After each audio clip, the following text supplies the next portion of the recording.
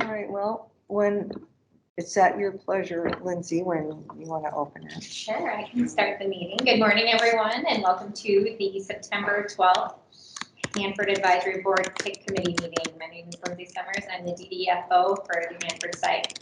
As a reminder, this meeting will be conducted in accordance with the requirements of FACA. I appreciate your attendance today, and I look forward to a very robust meeting. Judy. Thank you, Lindsay. And this meeting is being recorded for everyone's benefit. And for those in the room, restrooms are located down underneath the stairwell. We have the HAB members at the table and online. We are following the ground rules from the HAB meeting. We also have a member of the public in the room, and if you'd like introductions at any time, or we can say our name before we speak so that you know who is speaking. With that, I think that we are ready to have Tracy walk through the agenda and the ground rules. Good morning, everyone. I'm Tracy Arnold. I'm the chair of the committee. Today we'll be going over number one, an overview of upcoming public involvement activities hosted by the Tri-Party Agreement Agency. We will be having an introduction of the Hanford Dialogue 2023 meeting. This is tentatively scheduled for December 5th. We will be reviewing and giving feedback on the ecology prepared draft public involvement materials for the planned Hanford site-wide permit revision 9A, public comment period. And we will have a committee discussion of potential topics and activities to support the upcoming and future HAB new member orientation sessions. So some meeting ground rules I'll go over quickly. Please listen carefully. Honor the guidance of the chair and facilitator. Be respectful and assume all participants have good intentions.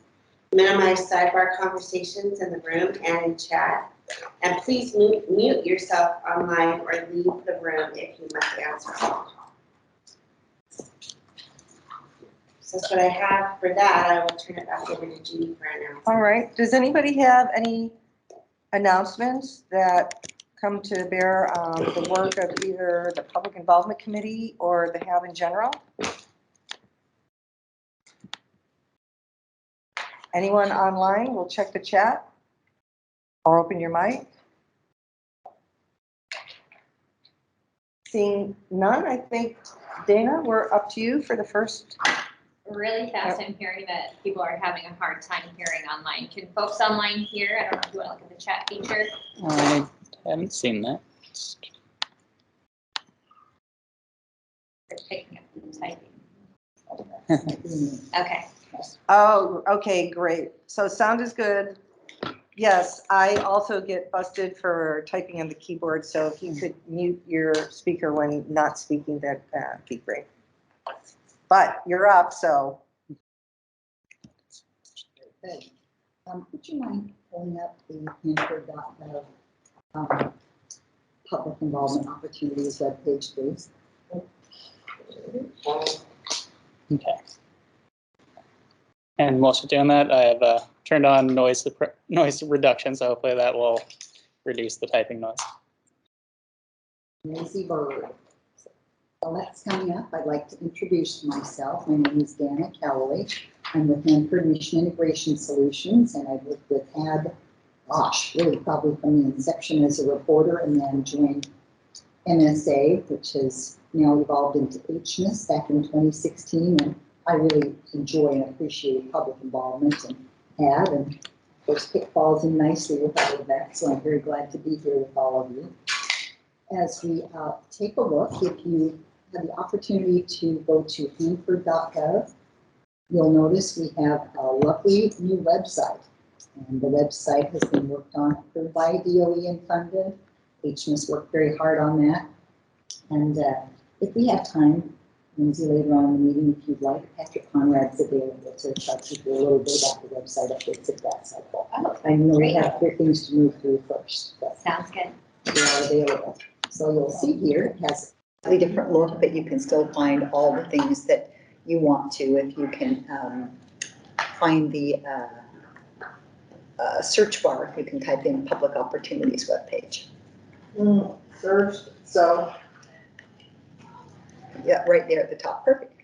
Public Involvement Opportunities. Well, it's a good thing I don't know where everything is, because you can walk us all through it. So, These yeah, things are helpful. I'll be the test dummy. Thank you. And then if you'll just click on that first one there, that should take you, that's it, perfect. Dina, there's a message that they can't see the screen. Yeah, so, I Thank did you. not have this on. Josh, can you help me get on the share for this? I have to confess, I've been living on Zoom for the past 2.5 years, so the Teams is.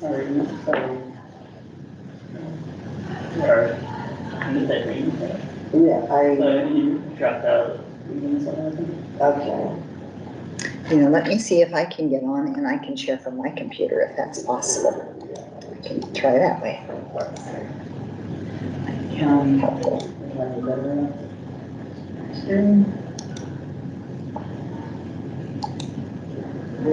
Yeah. Okay.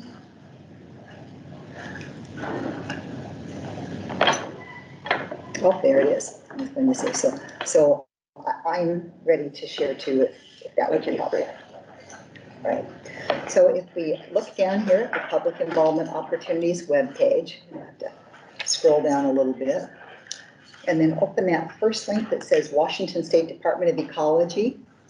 And then is Dana McFadden on the line? I'm Or- here. Dana, thank you. Would you like to walk through your comment periods first, please?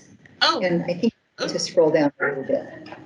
They pop up first on the Public Involvement Opportunities webpage. yeah. So yeah, our current, anything we have currently running will show right here underneath the current public comment period pages. And we've got a 15-day internet posting. If you just click on the little plus sign, it expands out to explain what it is. So this isn't so much a comment period as a notification that they're making a change to an approval order in the air operating permit world. And so it explains it a little bit, and then people can request for a official comment period to be held in this case. And then the other comment period we have running is the ST 4511. It's a Stateways discharge permit renewal for the miscellaneous streams out there on Hanford site. So this runs, as you can see, to the 22nd. And if anybody wants to make comments, if you scroll down a little bit, it shows how to comment and it has the associated documents and everything there. So those are the two that we have running at the moment. Thank you, Dana. And then if you want to just pop back to that Hanford.gov Public Involvement Opportunities webpage, or if you just go back one and scroll down, you can see the public events that we have confirmed coming up are the 3 HAB meetings this week. And you can click on those links there to get into these meetings or to go further. And then below you'll see the recently completed events. And a little further on down, you can read all the RECRA public notices. We don't have posted yet the Hanford 5-year plan, public feedback period and meeting. Those are tentatively planned to launch October 10th. It will run 30 days through November 10th. And that public meeting is tentatively planned for October 24th. And we have the pre-notice issued. We'll have more details coming out here very soon once all that is firmed up. And so that's really all we have going on right now until we get to our Hanford Dialogue section. And Dana, do you want to let them know that the timing of the public meeting is in conjunction with the HAB meeting in October per the recommendation that came at the last HAB meeting? Yes, thank you. And would you like to share more details? Because we did have it the week earlier, and thanks to your input, we moved it and that worked terrifically. So did you have more to share? That is all. I just wanted to make sure that that was mentioned. Thank you. I'm glad you pointed that out. And then now, since we seem to be a little bit ahead of time, unless there are questions, Oh, go ahead. You have The 5-year plan is 24 to 29, October 24th to October 29. Yes, Okay. correct. And it says it's the 5-year plan. It actually shows 6 years. And so that's a common question, but that's the process and how all the placemats have So been the built. 6 years of 23 or 30? Well, it shows, no, it goes to 29. 29. So you'll see some of the concluding products from this fiscal year and then 23. starting in 2024 to 29. Good question. All right, thank you. And we've been asked that before. Any other questions or thoughts? And then Lindsay, if there's time, would it be helpful to the group to have Patrick walk through this new website design, or would you like to just move ahead? If that's what the group would like, I'm okay with that. That works for me. Patrick, are you available? Yes, I am. Hi, thank you. So I'll just give a high level overview. So you'll notice several changes that we've made to the website. We condensed the banners that are the buttons that are at the top. We have about Hanford, project and facilities, newsroom, outreach, resources, and calendar. All of it's the same information. We just changed the title on a few things. And what we also tried to do, one of the major themes was to cut down on the number of items that would appear when you scroll over one of the banners at the top, one of the buttons. So if you click on those, you'll be able to find all the information you found before. So it's a lot cleaner than it was before. And then whoever's controlling. So projects and facilities, that was under another area. So now what we did is try to put everything into a single spot. So if you click on projects and facilities, you'll see that we have everything organized over on the right-hand side. And then one of the major features of this will be a featured project or facility on the left-hand side. So you can see right there, we added the frit or the glass forming beads that came out a few weeks ago. That is the feature. And then Dan, if you're controlling, if you want to go over the newsroom as well. So this is another page that got a major facelift. So you'll see on the right-hand side, kind of in the same theme as the projects and facilities. Right here, we're going to put any articles that are related to Hanford, whether it's a press release or something that comes from the EM newsletter. Those will be featured there every single week, so that'll constantly be updated. And then over on the left-hand side, we're going to feature an article. So that will change too. Again, right there, we are featuring the glass forming beads as the feature. So that'll change quite frequently. And then also the calendar. The calendar is one of the big things that we updated. So if you want to click on the calendar page, we really tried to clean this up. So for example, in the past, when we had a comment period that would last 30 days, that entrance would be in there 30 times, 30 different times. So the next time that we have a comment period, whether it's 30 or 40 days, it's going to be a single entry that will go the length of the entire comment period. So one entry over the course of those 30 days. And so and then that'll be featured on the right-hand side. And then when you click on one of those items, that'll take you to the information that was available before. So brand new look, brand new colors, brand new organization there. Again, you can see that that's all the same as it was before, but the main calendar page is going to look a lot different. And then if you want to scroll to the top, or even go to the front page, the main page of Hanford.gov. Or if you click on the banner, the Hanford site banner, there you go.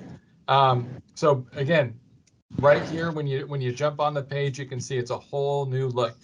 And so what you'll see there is on the left-hand side, we have the past, in the middle, we have the present, and then on the right, we have the future.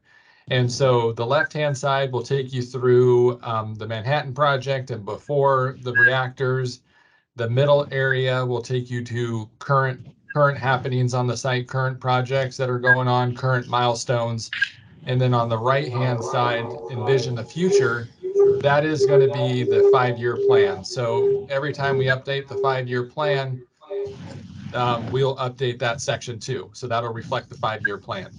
And when you go around the different web pages, what you'll notice is the past, present, future, and then the 3 buttons at the bottom, see, will follow you everywhere you go.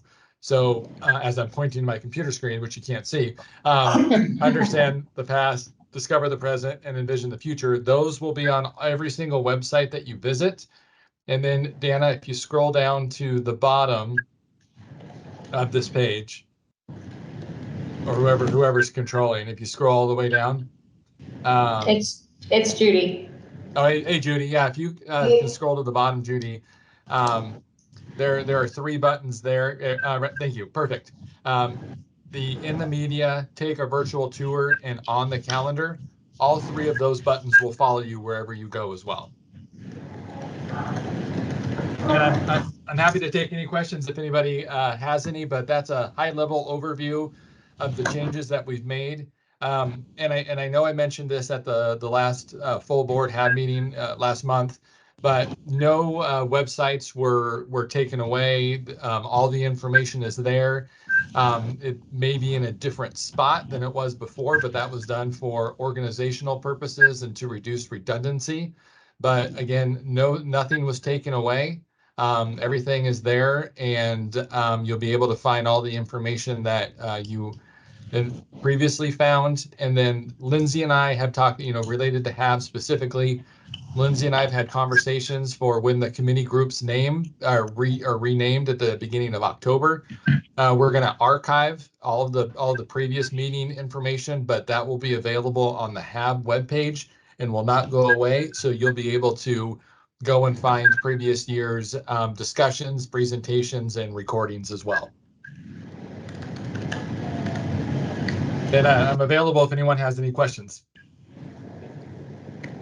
And October 2nd, Patrick will update the HAB website to include the new committee structure. Sounds perfect. So Patrick, I have to say, this is Judy, as the person walking through it, you made it pretty easy. It's a pretty intuitive feel. Cool. That's great. That's exactly what we like to hear, that it's easier to navigate. And I think reducing the number of items that would pop up when you scroll over one of the icons or the buttons at the top, the tabs, I guess the tabs is a good way to describe it. I think that helps too. It's a lot cleaner than what it was before. So this is going to replace the existing websites? Yes, this is live right now. So this is the current Hanford.gov. So when you go there, this is what you will find when you get there. Okay. I like today I got on I just have our Hanford Advisory Board linked, and I just hit on that. And I still got my results that I've been looking at for years. So that'll remain the same. Okay. Exactly. No, we did not change any URLs on anything. In essence, what we did is we applied this new look and feel to all of the previous pages. We created a couple of new ones here and there, but if you have a URL saved, that did not go away. That will remain the same. Good. Thank you. Thank you.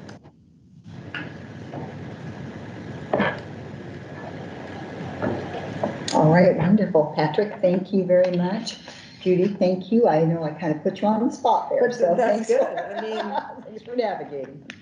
And then again, if you're at the top and you need to type something in, just like Judy did, you can look in the upper right-hand corner and you can type the HAB page in, the Public Involvement Opportunities webpage. And so special thanks to DOE for letting us make this website update, and to Patrick and his group for all their hard work on this. I think we've talked about updating this very elaborate maze of Hanford website for as long as I've worked out here. So it's a very nice improvement. So thank you. And that's all I have for this portion, unless there are more questions on the TPA calendar. Anyone online? Well, I had one more thought. We call this the TPA calendar, but we agreed as a group to kind of move away from that and go to this. Maybe we want to retitle it the Public Involvement Opportunities webpage instead of TPA calendar, but that's just a thought. No. What does the group think about that idea? I think it better reflects what it gives us. What's the question? Yeah. Everything. Just as a matter of curiosity, how long did it take for all these changes to get approved? How did that approval process work? Oh, Patrick could answer those Okay. questions for you. Patrick?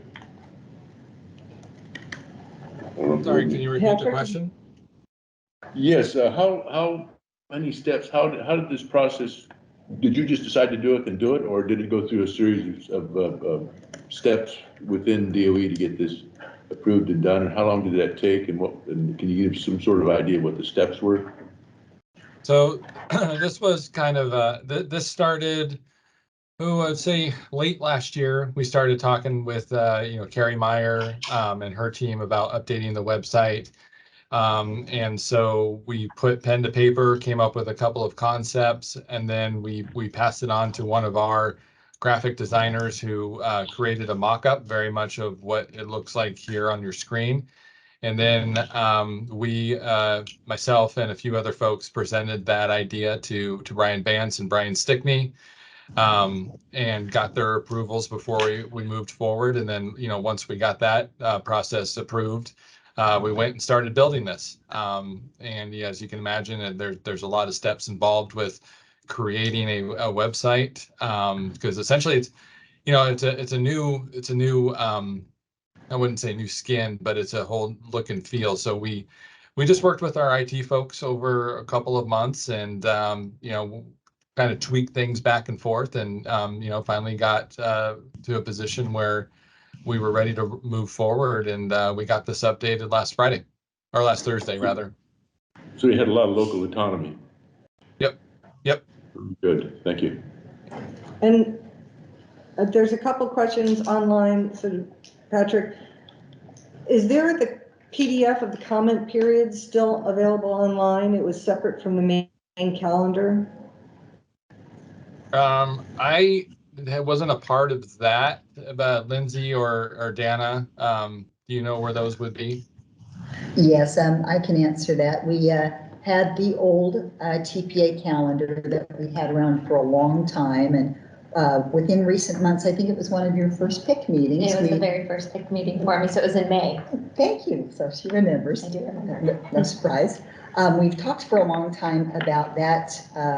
TPA calendar is very, very old. It's probably older than me. And so we thought we've moved to this page. It has links to all the events calendar entries. It was a bit of a duplication of efforts, so the HAB agreed to go away with that after discussion. So that no longer exists. So after September, there's another question, Patrick, and I'm going to come back to this. But will there be the opportunity to see the month going forward, upcoming events? Because right now it says we can go to previous months and previous years, but there's not at the moment an opportunity to skip ahead. That's a very good point. And go ahead, Patrick. You go first. Yeah, and Dana, feel free to jump on as well. And I know we've talked about the 5-year plan meeting and the Hanford dialogue meeting in December. We haven't put those on there yet. We're waiting for, I don't know, Dana, official approval on those. I think we're sending out notices. Yes. We haven't sent out notices yet on those, but once those do go out, we will add those on there.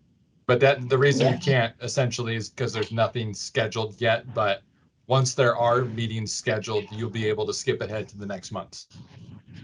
So is the October committee meeting not formal yet, that it would be posted on this? We don't have formal agendas or anything That's to what- provide to Patrick. So it's not, That's why you don't. they're see not it on there, formal correct? to answer. And I guess the question is,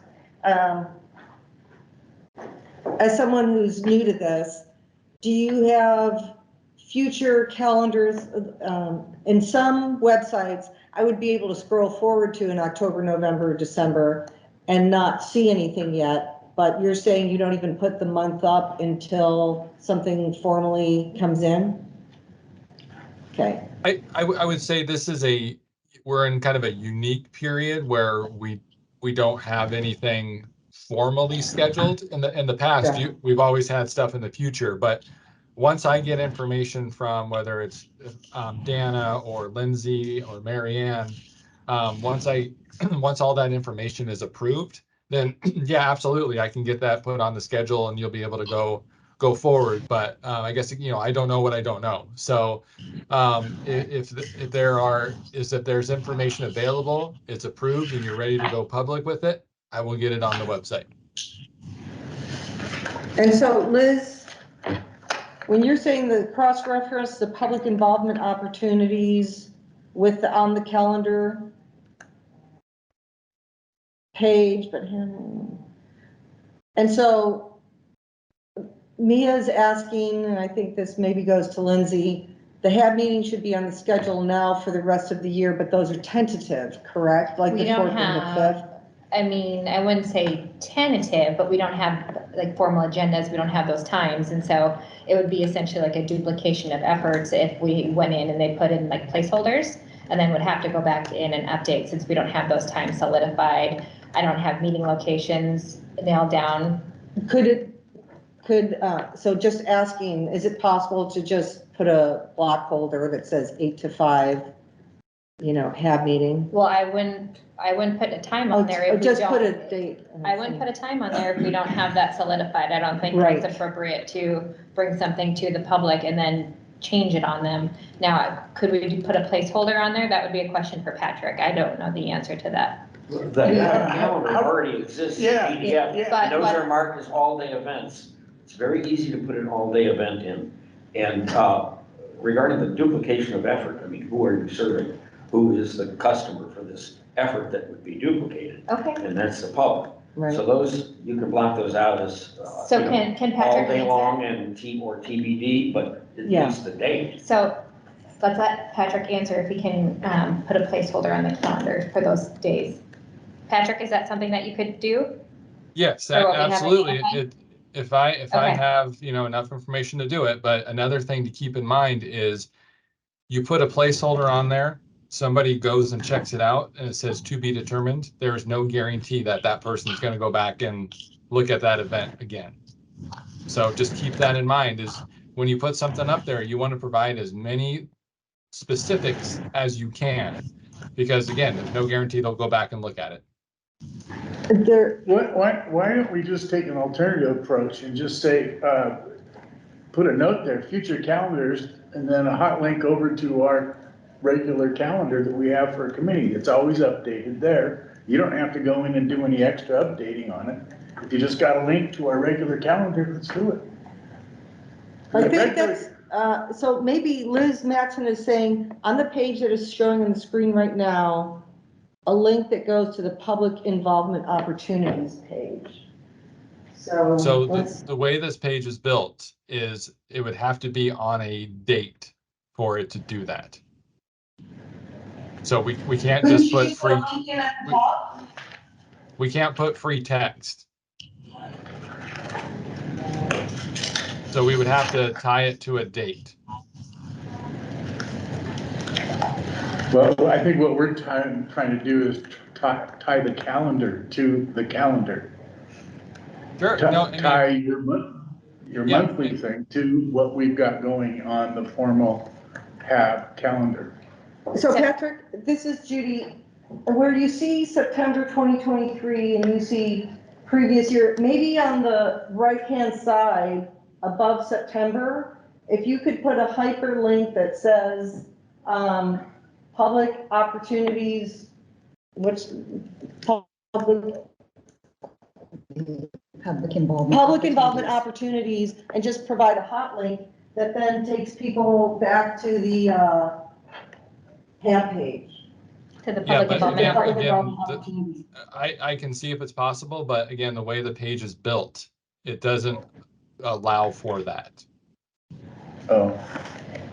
But what I heard earlier was, as far as what we have solidified for, say, October, November, and December. Now, we don't have any committee meetings identified for November, but in October, we do have the placeholder, which has been confirmed for the new member orientation on the 24th, as well as the HAB member site tour. On the 25th, we do have the committee of the whole, and the 26th, we are going to have committee day, and we'll talk more about that later. So Patrick, this is something that I can touch base with you after today's meeting, and I will have to work with the facilitation team to ensure that we have meeting locations identified and solidified for those October meetings. If we do have those, I think it would be appropriate to put those on the calendar right here with timing to be determined.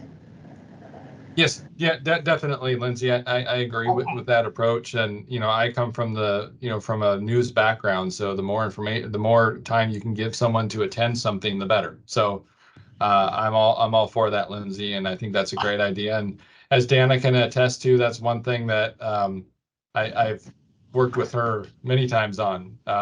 Do we have information? Do we have information? So yes, no, I agree. If we can get that on there now, I'm all for it. And Patrick, two things. Let me ask, and I know very little about designing a web page, but enough to follow what you're saying. So here on the public involvement opportunities, there's these links below the site, and you're saying it's not possible to create a link underneath the calendar that takes you to this particular page. Is that right? Well, the way the page, yes, essentially, I mean, I can check with our IT folks to see if that's possible, but at the same time, if we're, you know, this is just kind of a slow period per se, but once we have items on there, anything that's on that public involvement opportunities is already going to be on the calendar. So, I, it's from an organizational standpoint, I think once we have that information, we put that on the calendar items, you know, as an event, and then that way they're all there. Sure. And also appreciate trying to get as much detail as possible. And also there, you know, are people whose calendars get booked out pretty far in advance, and having that day-long placeholder at least allows them to put it on the calendar. And better to have TBD, and if they don't come back, at least they don't wind up at the wrong spot, right? Right. So, I mean, you know, I'm at the direction of the committee, and, you know, I'll work with Lindsay, and we'll put something together. And before we conclude, I could provide a little back history on some of this, if that would be helpful. So back in the day, HAB would create its draft calendar, and then through your normal processes, you would approve the calendar. We used to put those things on as tentative. Lots of problems. They wouldn't get confirmed. They'd get moved, a time or location.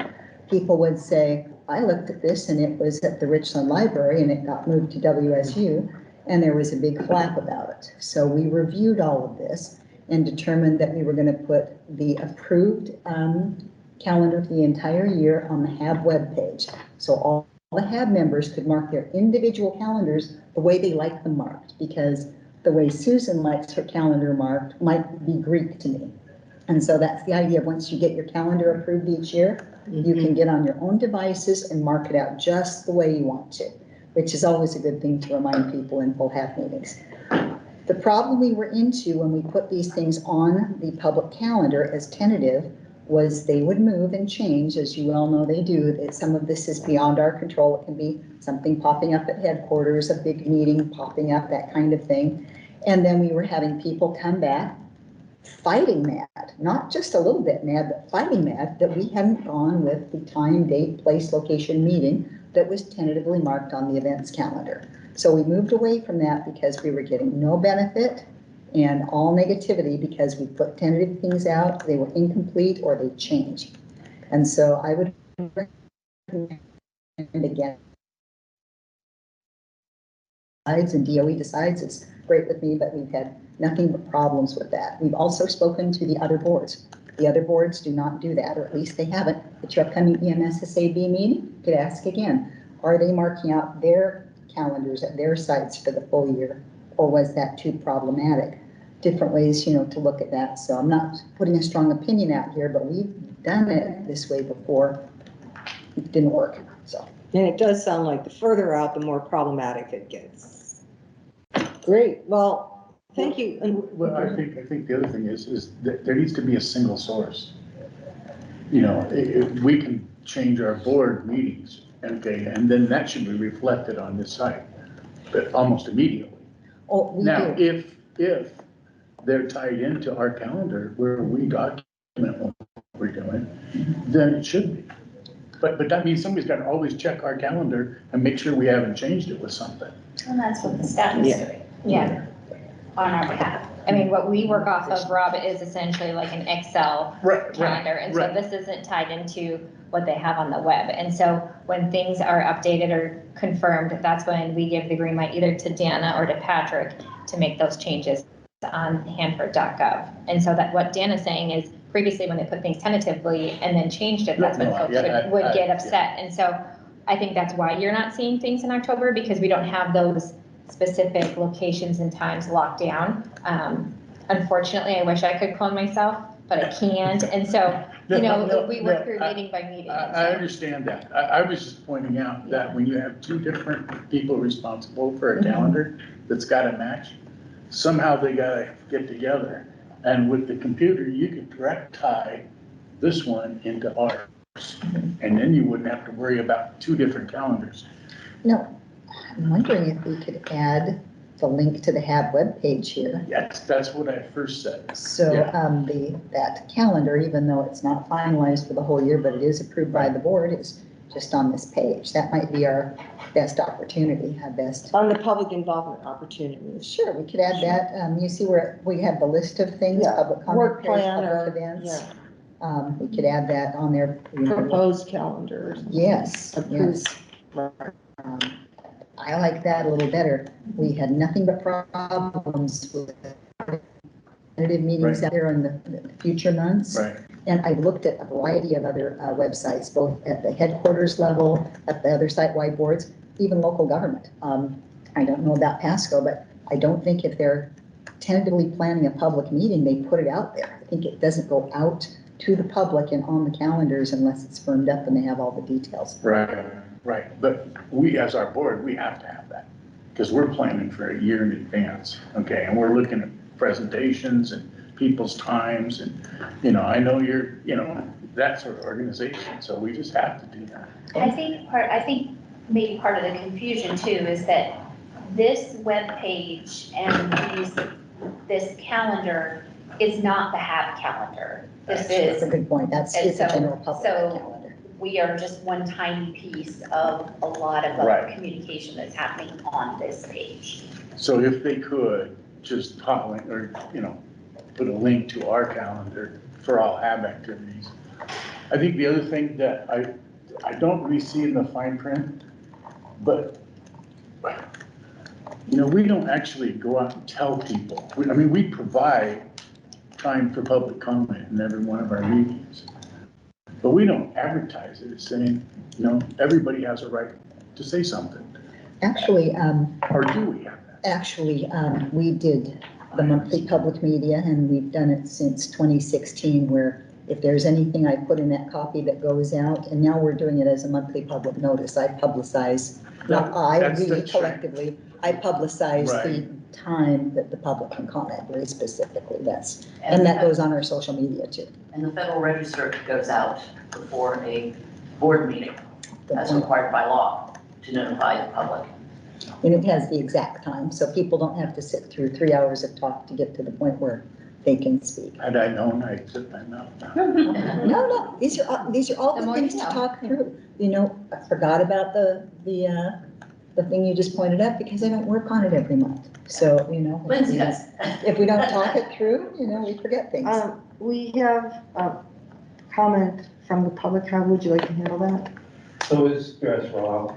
So for one good thing, though, nobody ever goes out and checks the Federal Register. Right. So, yeah, it's a law, but it's required by law. Right, but nobody goes there for their info, right? Actually, strangely enough, about a year or two, somebody did, and they complained because the location had changed.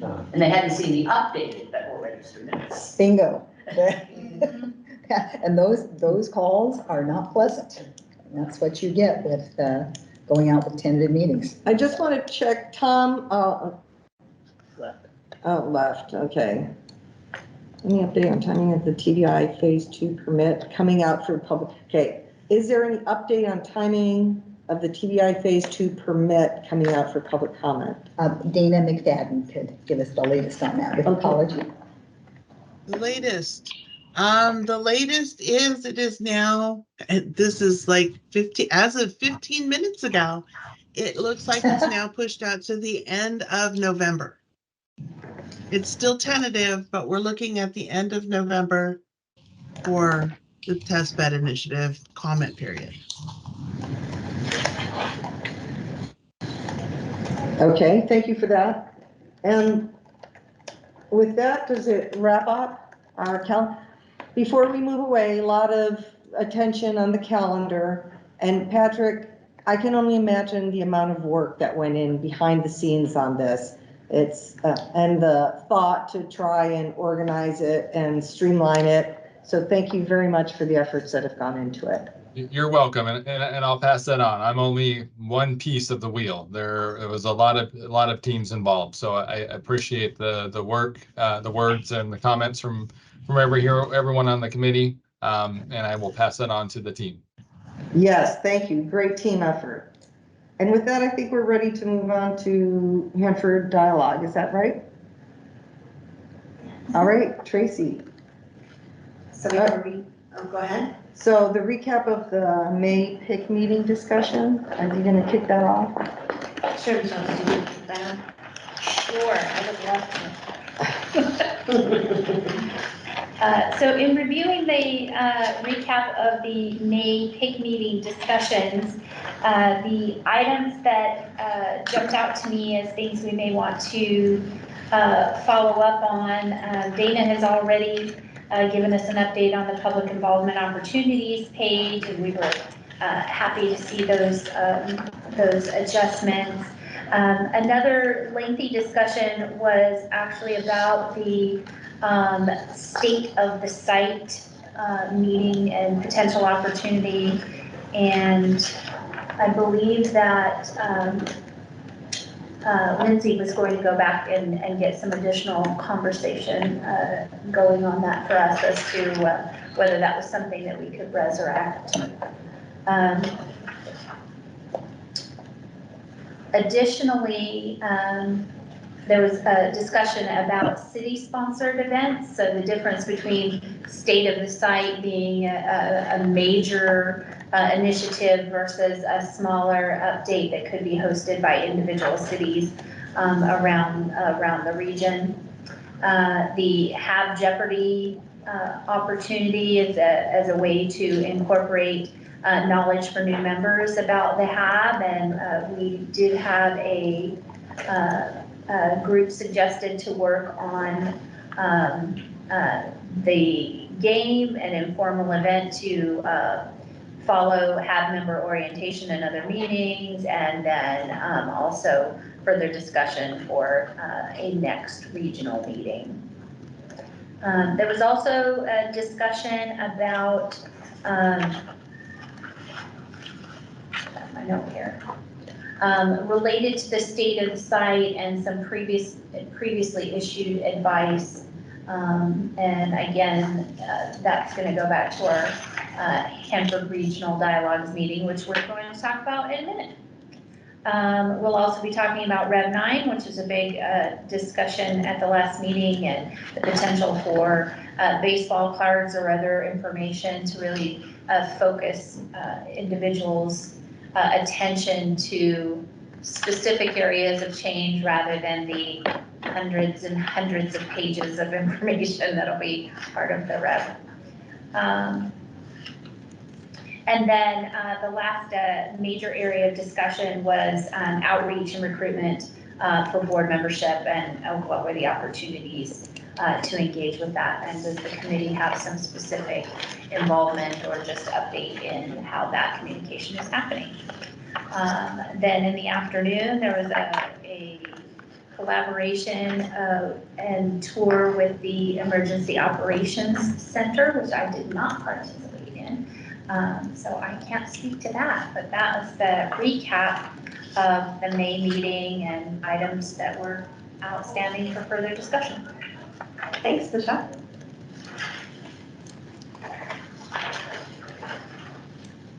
Is there anything that you want to follow up on from that May meeting at this time, or should we progress to the next item? I think the only thing that's not already on the agenda for further discussion was just the state of the site, and if we know anything more about that. Okay, and I will let Dana talk to that. And if we could just pause, Patrick, are you still on the line or did you sign up? There was a question here from Mia that regarding the upcoming comment period section, that there used to be a holding bin of known upcoming comment periods. So it's that comment period PDF. And maybe if there's an opportunity to, it sounds like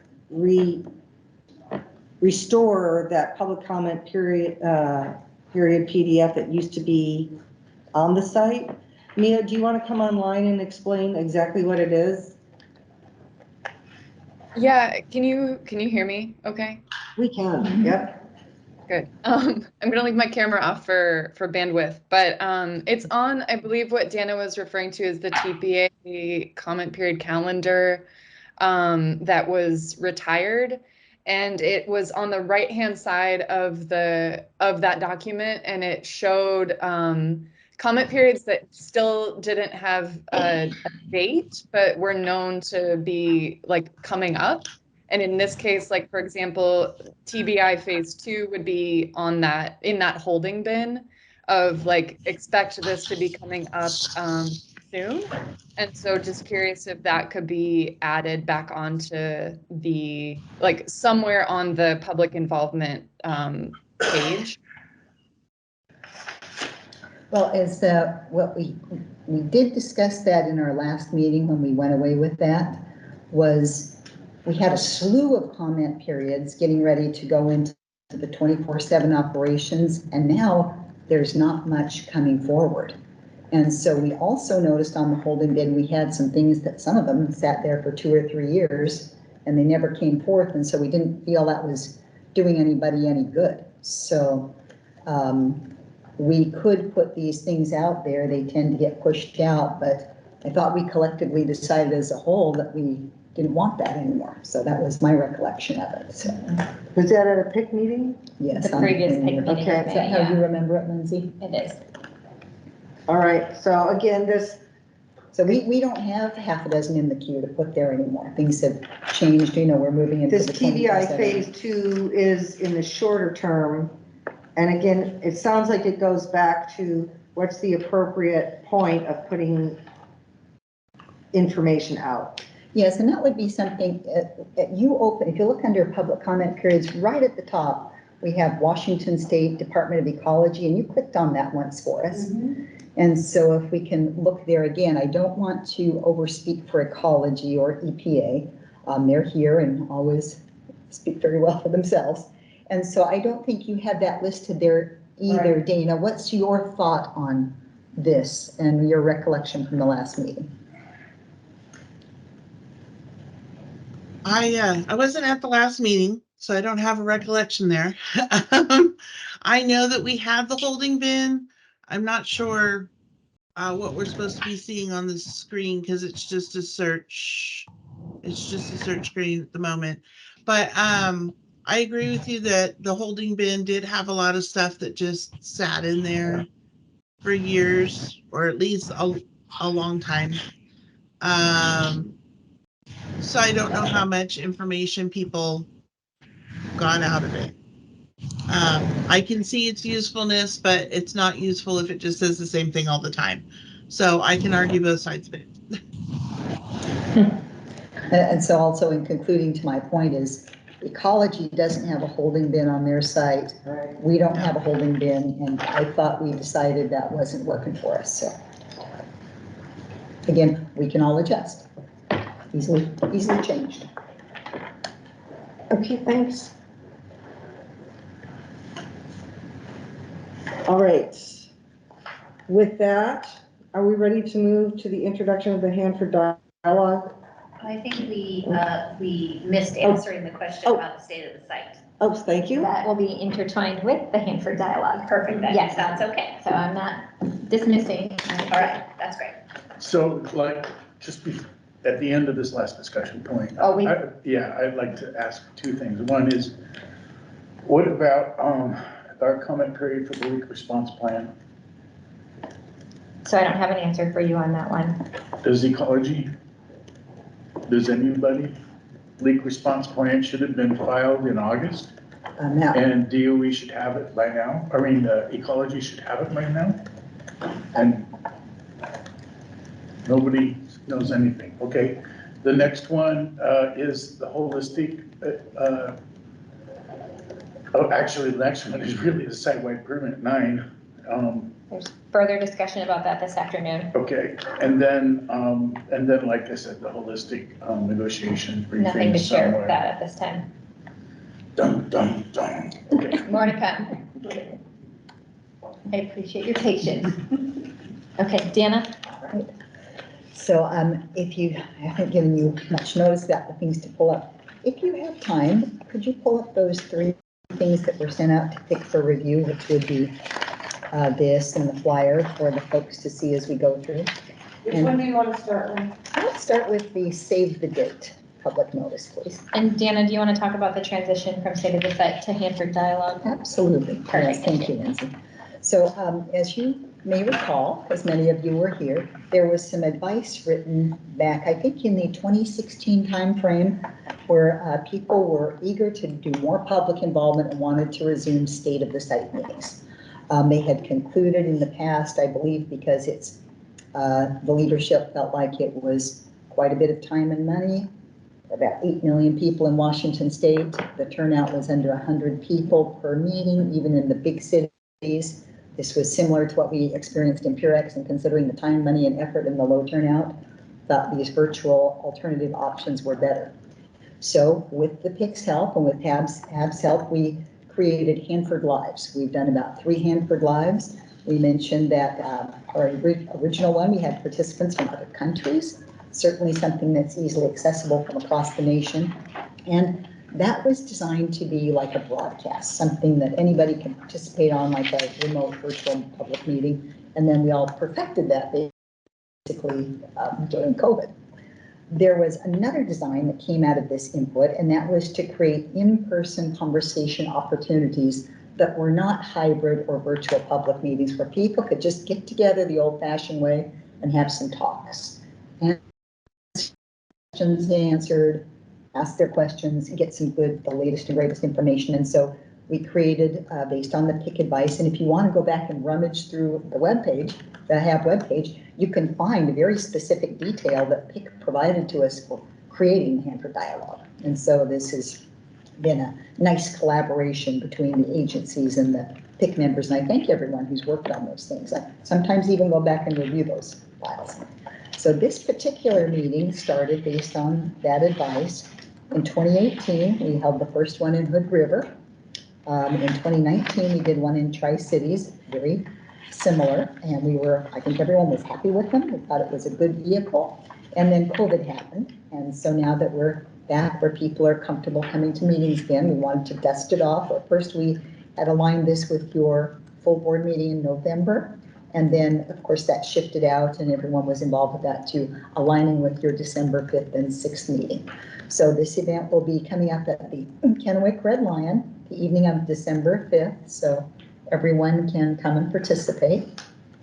We are going to keep the same breakout sessions that we've had in the past. We're going to have the look ahead, talking about the tank waste and the DF law program, and then talking about groundwater and other Central Plateau issues. And so there will be the similar traditional fundamentals. The meeting has historically started with a 30-minute open house. So it will launch at 5:30 with a 30-minute open house. This year we'll have the One Hanford big display there. Hopefully someone who can talk through our Speakers Bureau information, have some handouts, and for anybody who's brand new to Hanford, we're trying to hope that's going to be nice, impressive, educational. We understand that most people who come will be our HAB members, or folks who have a great interest in knowledge of Hanford, and they'll come, and when we go into the breakout sessions, they will be able to get more specific questions answered. And then we'll come back at the end and all three managers will report back to the group what they actually heard from the public, because the point is for the public to come and speak to the TPA agencies, and then for the managers to report back and confirm what they'd heard that the public is really telling them we want. So we're looking forward to your input, and we're really eager to have you participate. And we have with us on the line, if he's available to join us, we have Ryan Orth. Many of you may remember him. He's with Enviro Issues, and he has a long and rich history with Hanford and has facilitated Hanford Lives and Hanford Dialogues for us in the past. And so, Ryan, would you care to join and say more? Yeah, hi everyone. Can you hear me okay? Yes, we can. Thank you. Okay, yeah, great. Thanks for having me. And it's so nice to see some familiar faces and lots of familiar names. And yeah, for those of you who I haven't met, again, I'm Ryan Orth with Enviro Issues. I'm a facilitator and a moderator, and I'm going to be working directly with the TPA PIOs to support this event. And yeah, just a little more background on myself. I've been a public engagement practitioner for the past 20 years, working with local, state, and federal government on environmental and public works projects. And yes, I used to work with the Hanford Advisory Board as part of the consultation team, specifically supporting the tank waste and river and plateau committees. And yeah, had an opportunity to be there in person during the last regional dialogue session in Tri-Cities in 2019. So looking forward to today's conversation, to working with you all to make this a successful event in December.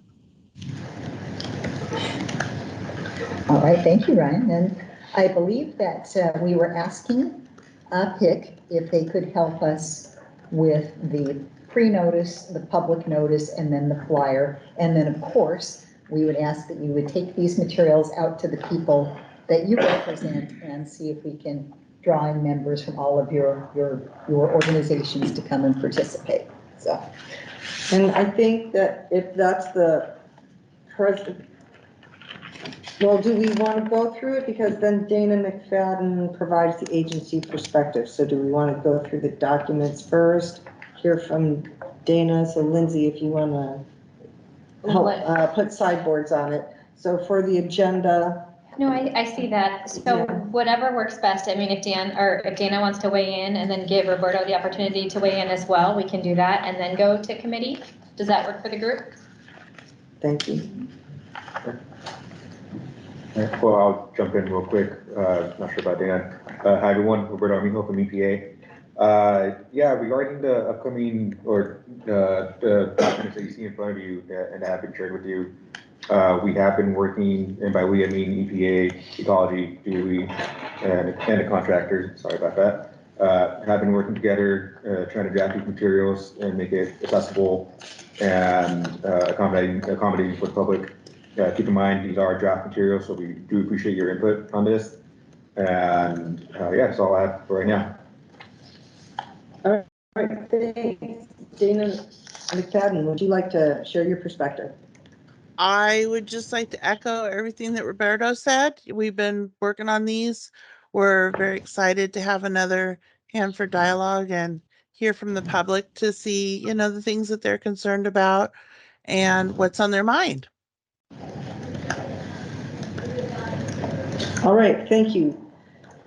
So I think now we just flow right into the group discussion. Fantastic. Thanks for letting us just go through the formality of the agenda. My apology to both Roberto and Dana for jumping ahead of that. This is always a great TPA team effort. PIOs work so hard, and it's just a joy to work with them. So sorry about moving ahead. Now, do you want to start with the flyer? Do you want to start with, just so that we can get people online and the same place, and also we have to weigh in. Go ahead. What would you like to start with? Yeah, I just wanted to, some of you may not know me, but I actually used to be the PIO for EPA and helped establish back 30 years ago. State of the site, Hanford Live, now Hanford Dialogue. I like that concept of the Hanford Dialogue. I felt like Hanford Live was kind of an oxymoron, even though I was part of it, because we weren't live. We were sitting in a room like a TV production, and so there was actually, we were live over the computer, but there was no actual public in the room. For me, that was always disconcerting. And so getting back, again, I think the Hanford Dialogue is a really terrific name and compliment you, because quite honestly, State of the Site had so much baggage. And some of the people would hear it and they just immediately say, we're not going. So, anyway, just an observation. Okay, good. Thank you. Thanks, Dennis. And would you like to start with the flyer or would you like to start with the announcement? If it's okay, I thought we could do the save the date, which we hope to send out relatively soon. I think we're looking at that going out October 23rd tentatively. And then we can move on to the actual public notice and flyer, and those go out together. So that work for everyone? Save the date, which document is that? It says save the date. Okay. That's what I was gonna ask. And they're almost identical. Oh, thank you. That's what, I thought I was opening the wrong file. Yeah, no, exactly. I apologize about that. Normally we send out a pre-notice that is missing things like dates, maybe locations, links. And so that's our normal public involvement process for all of us, because those things are still taking shape. That's like Lindsay still getting times and dates on her agendas.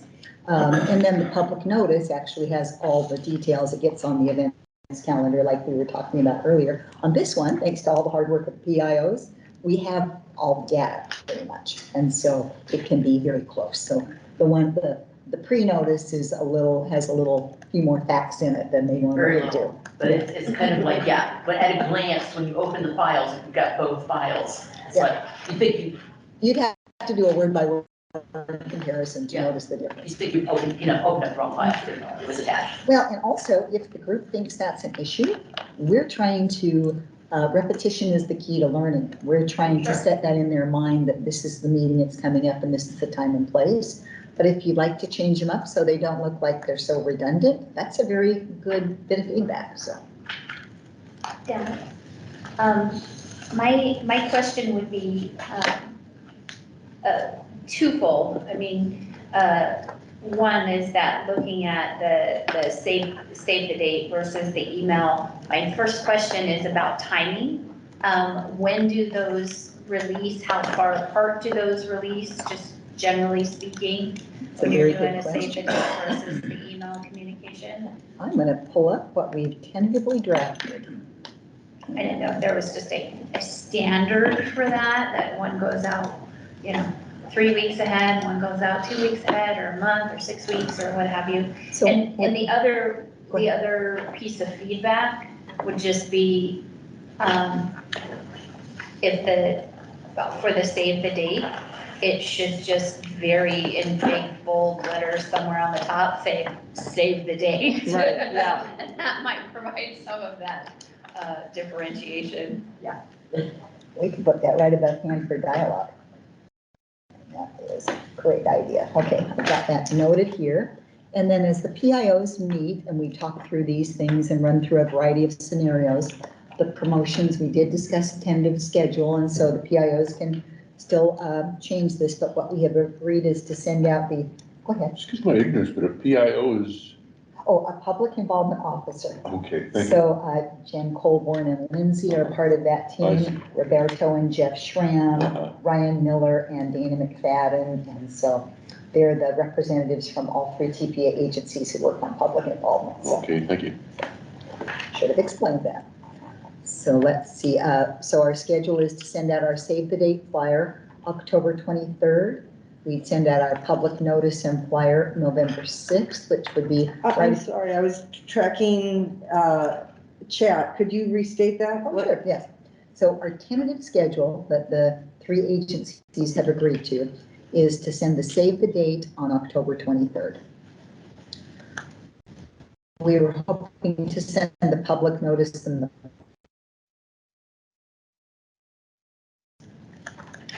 November 5th is a Sunday or something.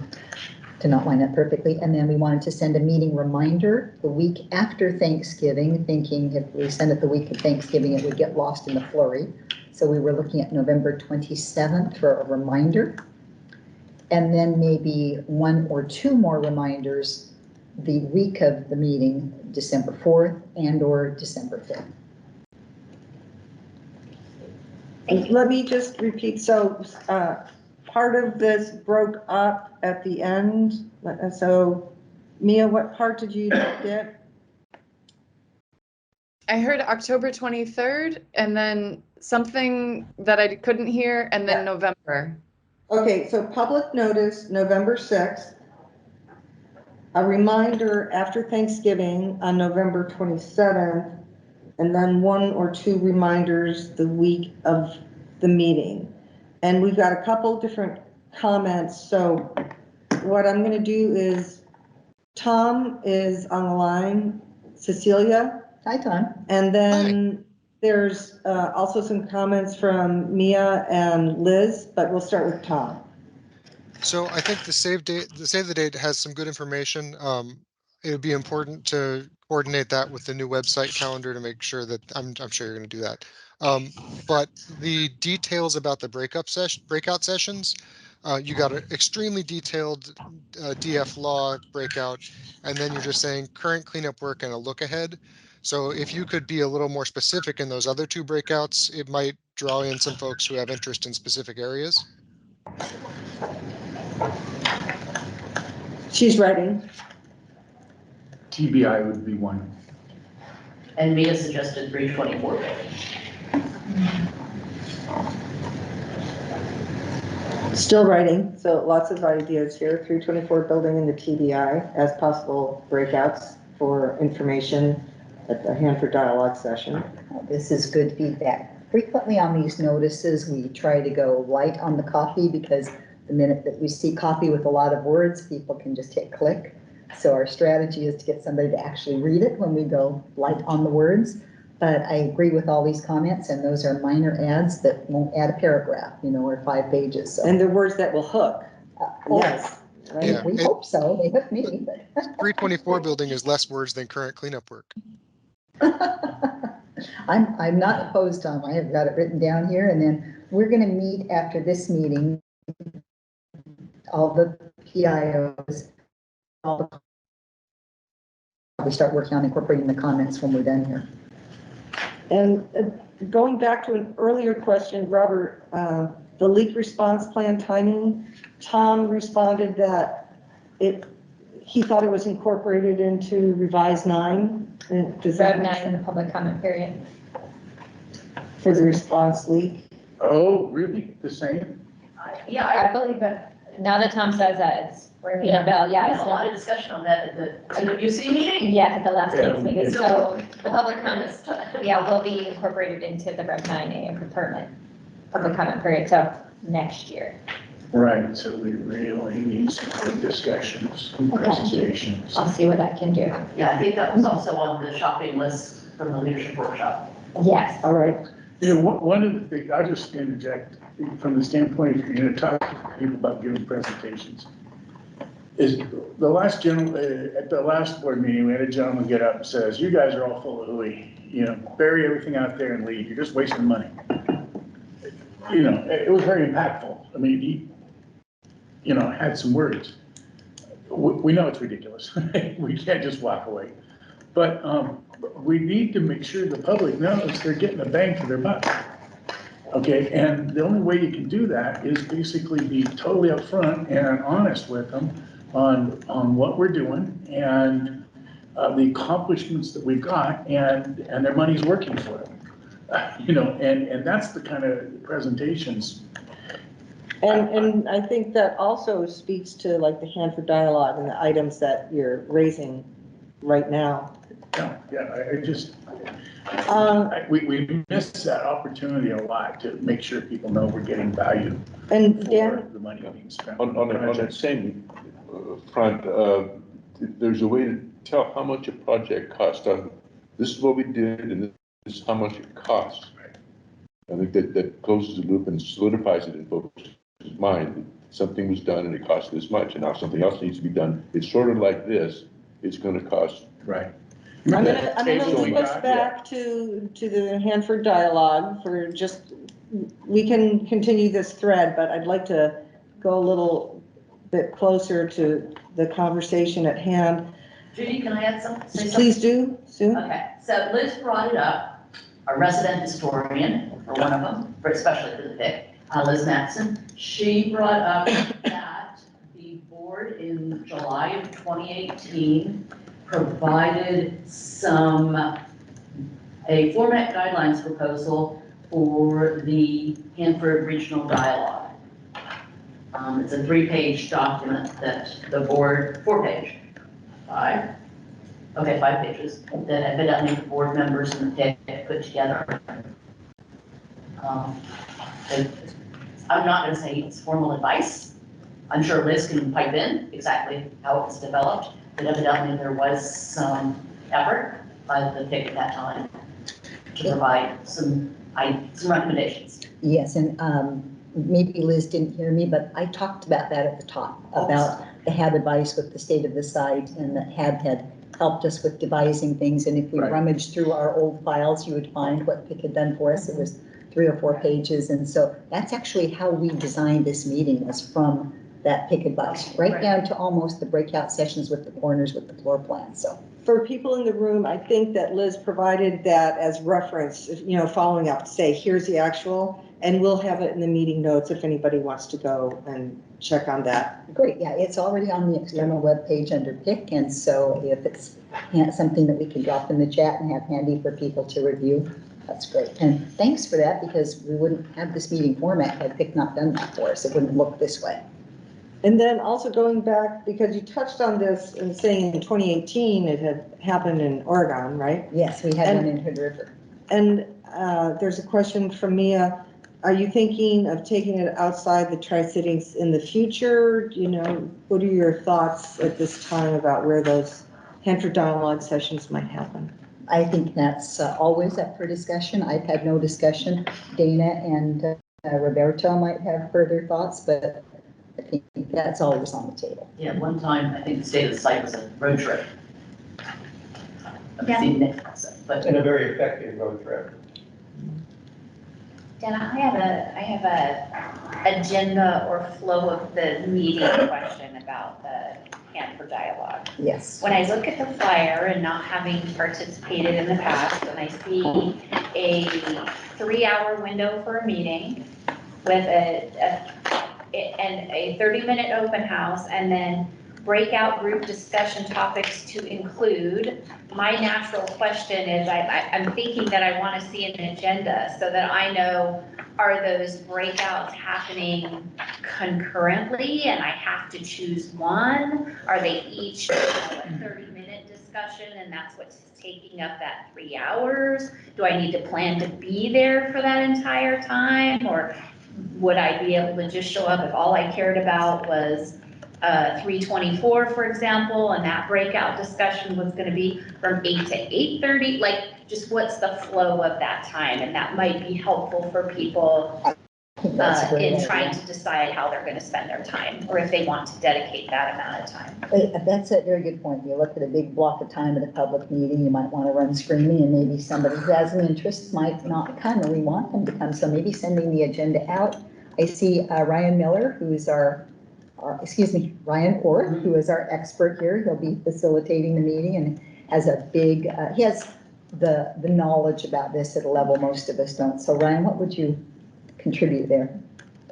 Yeah, thanks for the opportunity to weigh in on this. I agree. I think indicating that there are concurrent sessions rather than sequential, and trying to keep that concise, but to convey that information. Obviously there's going to be rotation. There's going to be opportunities to touch on each of them. So the communicators can think about the right words there, but I agree that signaling that will be important in people choosing whether or not they want to attend and when they should attend.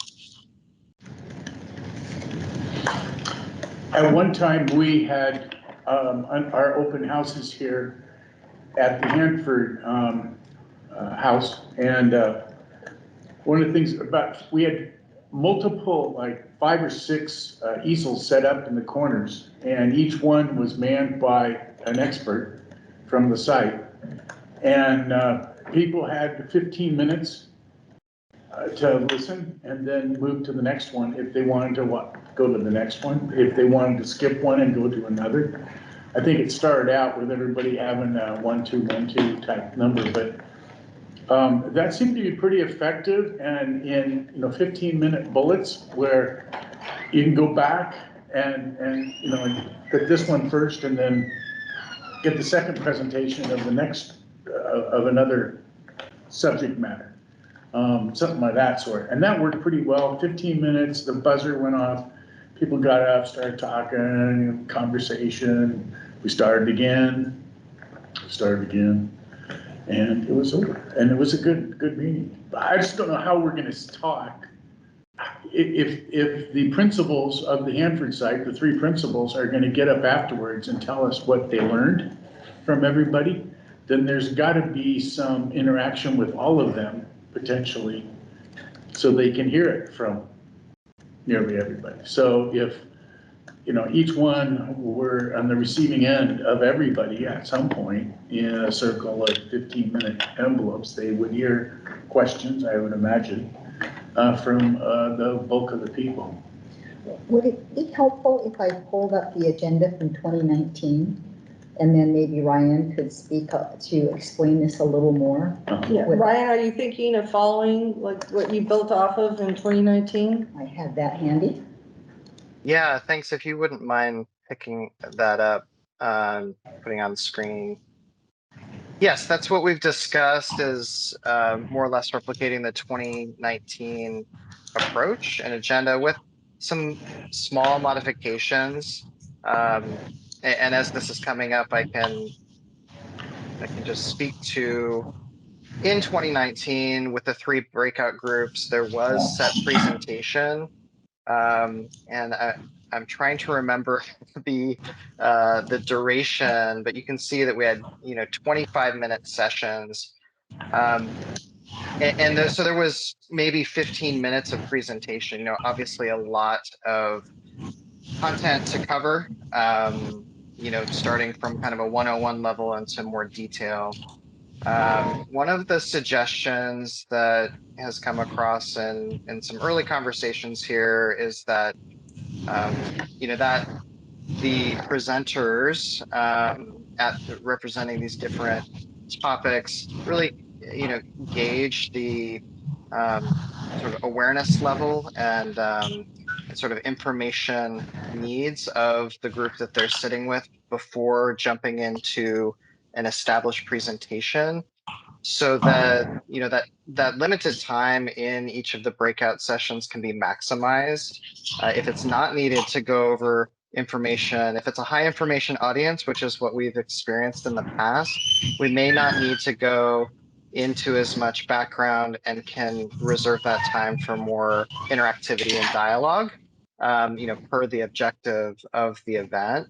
So that's one change here that has been discussed, and I think that we're prepared to attempt in this 2023 version, is, again, scaling the presentation more or less in real time. There is that open house session at the beginning to provide some of that background information.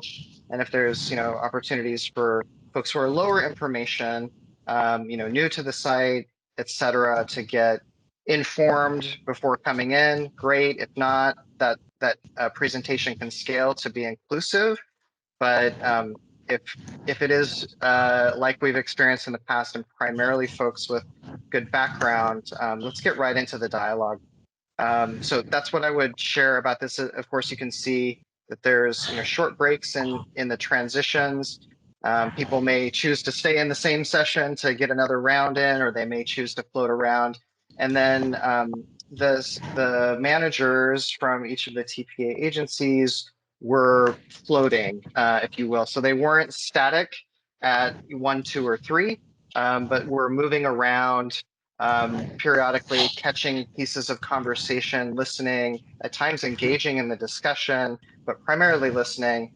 And at the end of the session, end of the 3 breakout sessions, we came together into a plenary where the 3 managers reported out their reflections, what they had heard before we concluded. So that's a high-level overview. I'll pause here and see if there's any specific questions or thoughts that others want to share. Does that reflect with what you were thinking? Well, yeah, I mean, that's kind of how it was done in the past. Though freeform, I don't know. It'd be nice if everybody left with a handout or 2. Oh, we can. I mean, like the presentation and the like direct feed law, I mean, or the 5-year plan or whatever, they'll come out with the placemat and be able to take it home and show their kids or whatever. And that's a great whatever. point, and we haven't talked that much about the booths. And so we want booths from, Ryan was going to call some of the stakeholders to see if they'd like to have booths. I've contacted the Hanford Workforce Engagement Center to see if they would come hand out materials. I'm happy to print any fact sheet or 5-year plan that the group would like brought and set on a table, and HAB can consider staffing a booth. In the past, we've had a booth with a display and printed materials. I don't believe a HAB member went and staffed it, but that would be great if somebody wanted to come and staff it and hand things out. I'll print anything you want for the meeting. And maybe 2 pieces, so I'm hearing a couple different things. When you think about going to a conference, for example, you see booths or exhibitors along the side, so that's one option. And Tom's online, I think it follows up here, is that when you're in the actual breakout sessions, that you could have a fact sheet that people walk away from.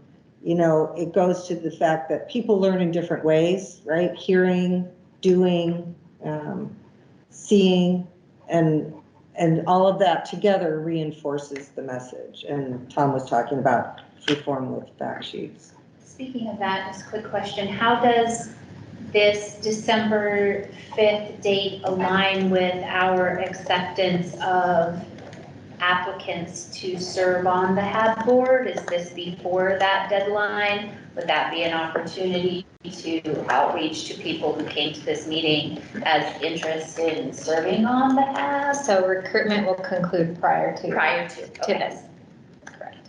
So it's But great idea. Yeah, we love that thinking. just the next year. Yeah.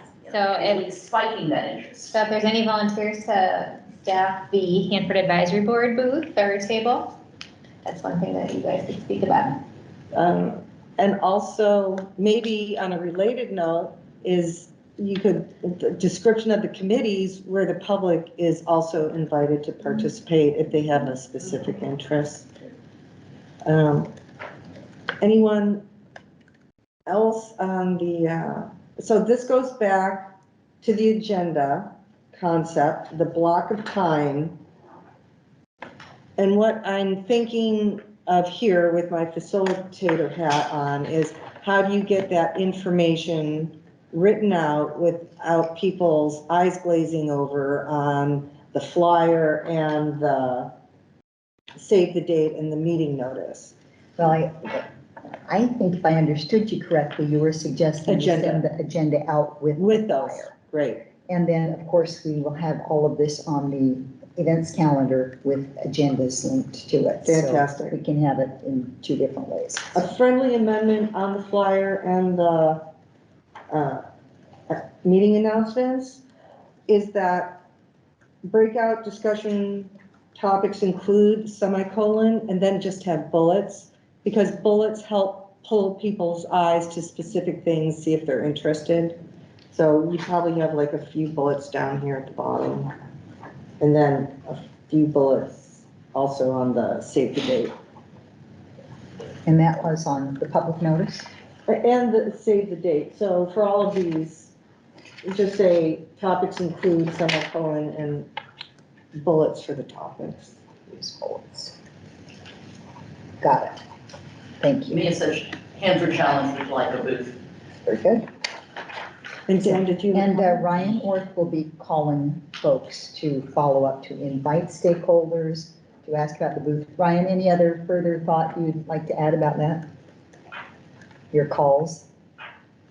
No, they'll be brief, but opportunities to talk about, again, how we can make the event as inclusive and successful as possible. So, yeah, I'll be conducting those in the next few weeks so that we can get some early information and feedback. So, look forward to connecting with folks, and we haven't determined yet who I'll be reaching out to, but it'll be, upwards of a half dozen contacts. Fantastic. Dan? I know it's a lot of work, but it might be a good idea to do a video with visuals explaining the conference. And just some people get their information from reading, some people from listening, some people from seeing. And if you can combine all of those in a video that you could put on social media announcing this. So like a little 5-minute video, blurb. a little blurb, 5-minute blurb or 3-minute blurb that would announce it in a way that you could get the information through your eyes and your ears. We made, when we did the Hanford Lives in the past, a short including those. Patrick, do you remember, I don't recall us making a video of these because these are in-person meetings, so they're not recorded. So I don't. No, it's a public service announcement. Come join us. With pictures behind them. Yeah. Put on social media saying this event is coming up, this is what it's going to be, this is how it's going to work. Yeah, and if I may, last year or the last time we did Hanford Live, the TPA agencies did make a little outreach ad. It was maybe a minute long, and it had all 3 of the agencies represented. We were calling for basically what you're saying, like, hey, this is happening on this day, this time. We're going to talk about these select items, or items thereof, and we have that in mind right now. Right now, with that, from I guess EPA's perspective, we're just trying to figure out what we're going to be saying and how it's going to be presented appearance-wise. Okay, yeah. Each agency could do their own. Yeah, we were thinking at first, and Dana, correct me if I'm wrong, and also with DOE, having it be like a collaborative thing, just to show that it's a TPA approach, not just a DOE inclusive or exclusive, ecology exclusive, EPA exclusive. Great. Absolutely. And that brings up a good point. We drafted up at the agency's good suggestion that we would build a logo just for this event that's inclusive of all agencies. And so we've got that. It's not the materials yet, but that's in the draft and it's out there for review. If we're going to ask or allow, other booths in the Hanford Challenge or whatever, we should also extend it to TriDec, Tribes, to other folks. And if they feel that they have something to say, I think that we should ask them. I think we have in the past, and Ryan makes those calls as part of his prep. And any other thoughts, Lindsay? Yeah, I think that that Ryan stated that he was going to call some of the stakeholders to see if they would like to have booths, so Ryan has that action. Ryan, I thought I heard, this is Judy, and I thought I heard you say that you were going to reach out to like a half a dozen people, but I think that Robert's saying that if the message could go out to the HAB members. It's up to you. Well, I was just, as far as allowing them to have a booth there at this event, we got to include the tribes. I mean, yes, Ryan calls the tribes. TriDec is on the board, the cities.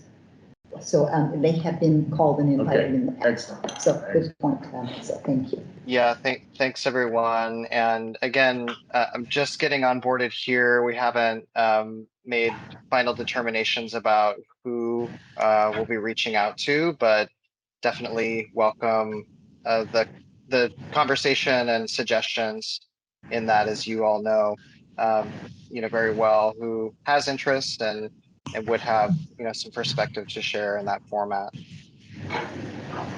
And Tom raised up that they would not be representing the HAB, so it's like understood. the exhibitors. booth.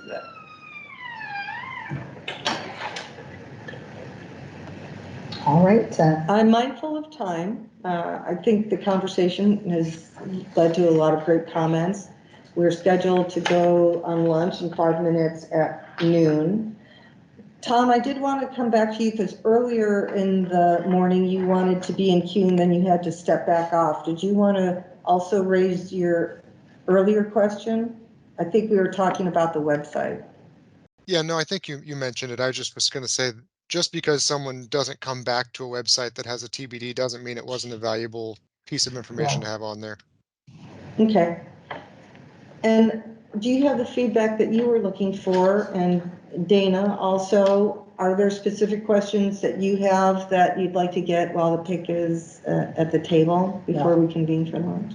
first of all, love the pick. Thank you for all you do for us always. This is always a lot of fun for me. And if we have the 5 minutes to conclude, I'd love feedback on the flyer. So if we have the time and we can use it, let's pull that up, please. And I'd love to get your input on that.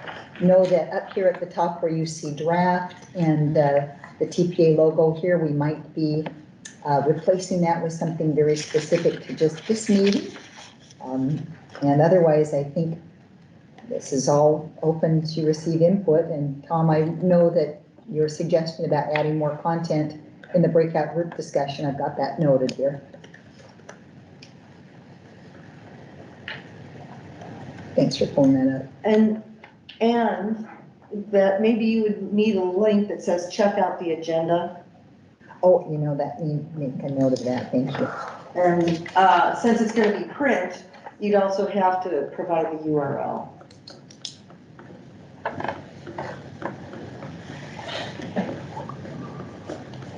You could be fancy and do a QR code. QR code. That must be somebody younger than me. This is Dana. I do a lot of our flyers and stuff, and I've been using more QR codes. Yeah, we're dabbling in that with a little bit of ours too, and might fit on here a little better since it's already quite busy. Yes. I think it looks really good. Thank you.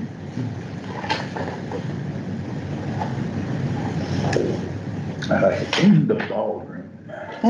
In the ballroom.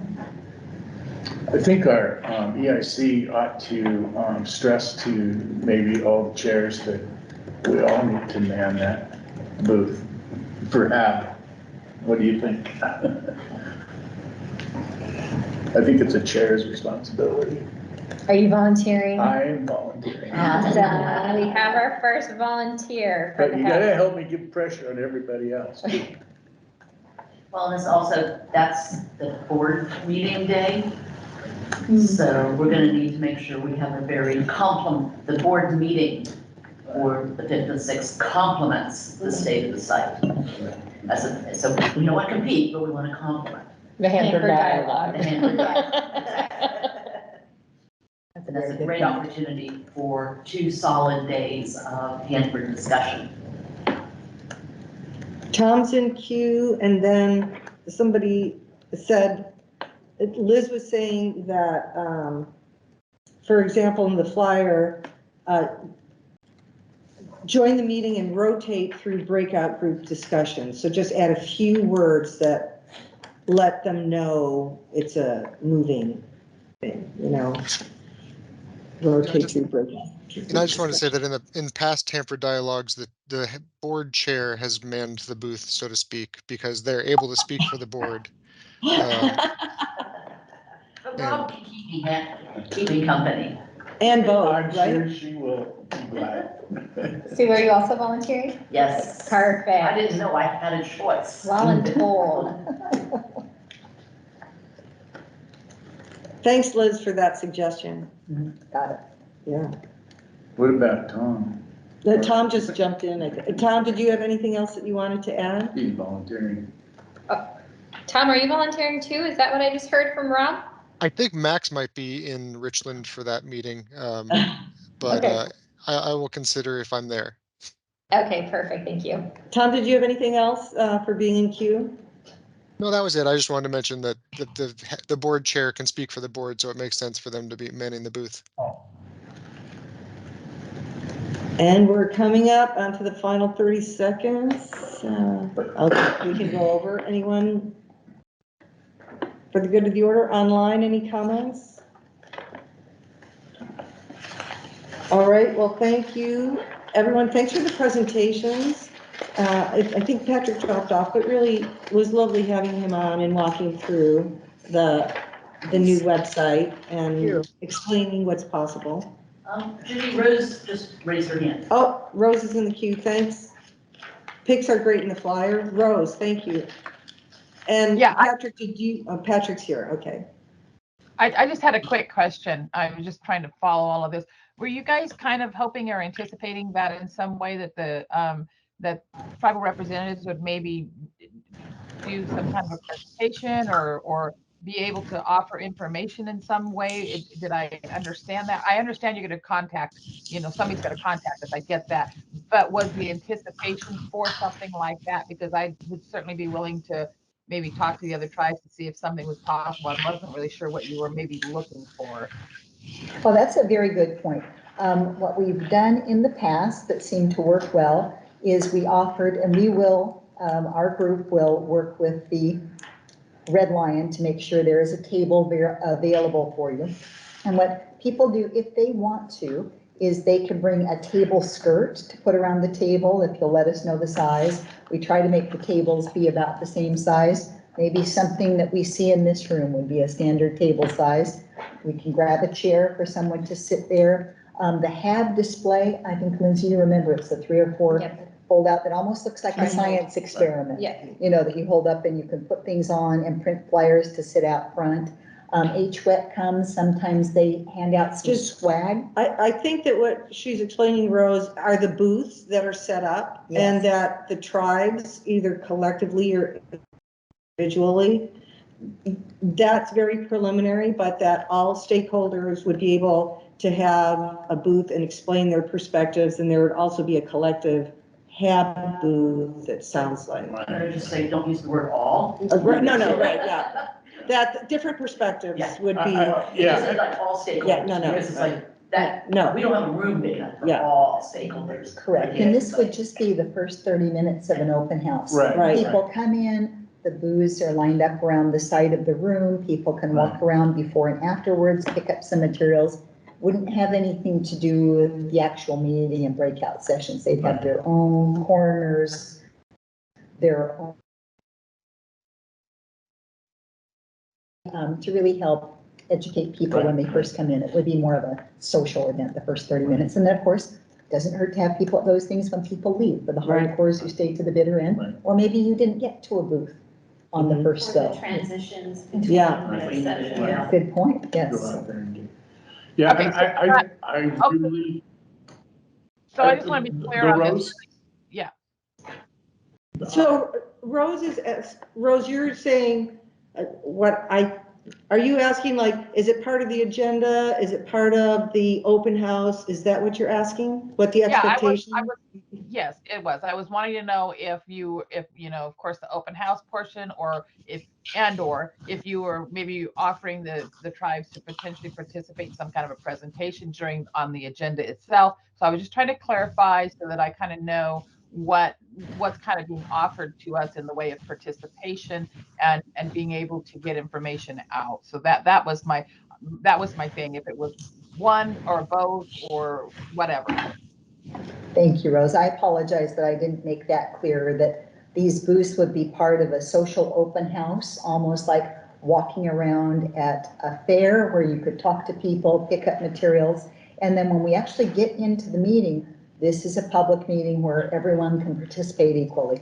And then if we want to go back to the booths and conclude that way, I'm assuming a lot of people will be tired and going home that time, but you just don't know who might still want to walk around and pick up material that they missed earlier. So was that clear, or did I confuse things? I think so. And I guess I'll I can even ask a little bit more information offline. I guess I'm not really sure how that, that open public thing, the meeting itself, how that is really run, and if people are giving presentations or if it's just dialogue or what goes on there, because I have not attended one of these. So I was just trying to be aware of, whether or not the tribes are would be able to play any kind of a role during the actual agenda topics and that type of thing. That was really my main question. And Rose, I'm not sure who joined at what times, but Ryan Orth from Enviro Issues is on the call and he's listening. He's the facilitator for that Hanford dialogue.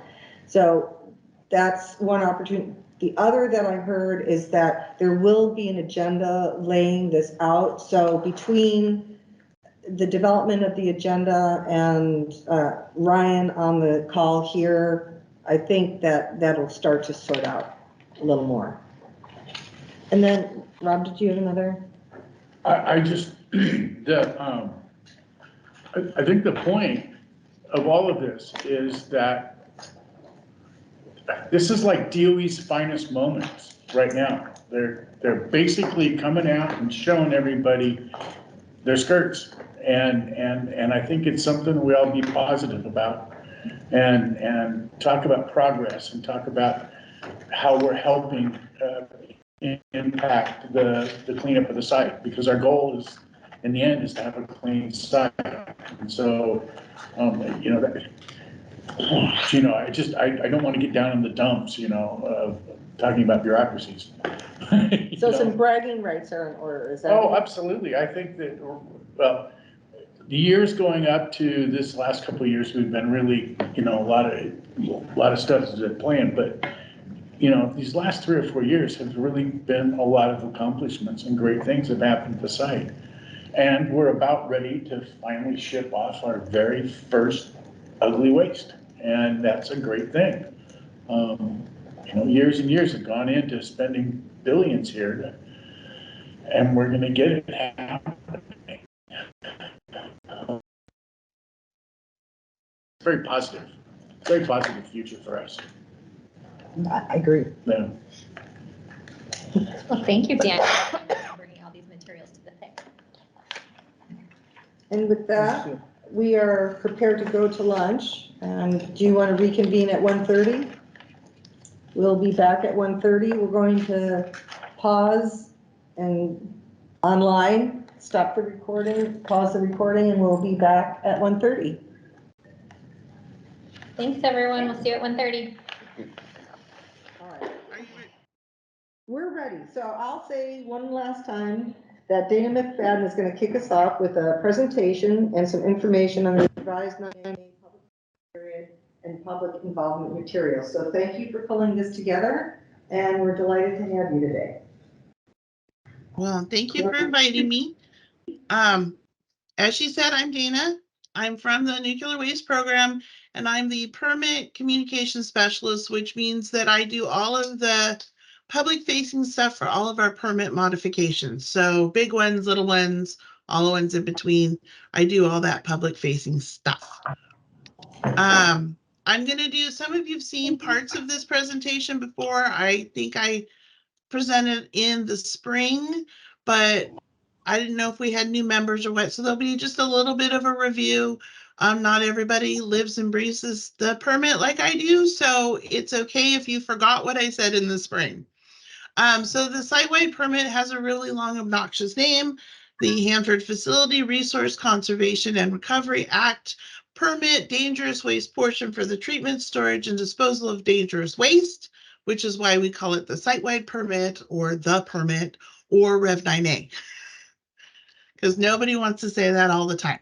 So we did this in 2012 for Rev 9, and this is just a snapshot of how big it was when it was printed.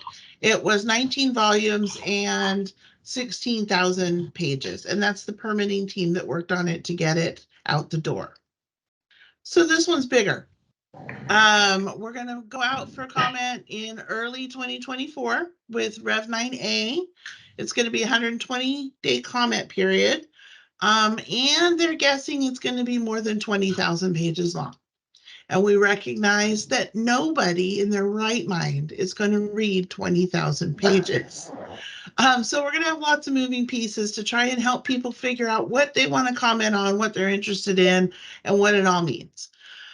So for planning, we've got the baseball cards, which we're going to talk about in a few minutes. We're going to have focus sheets and mailers and handouts.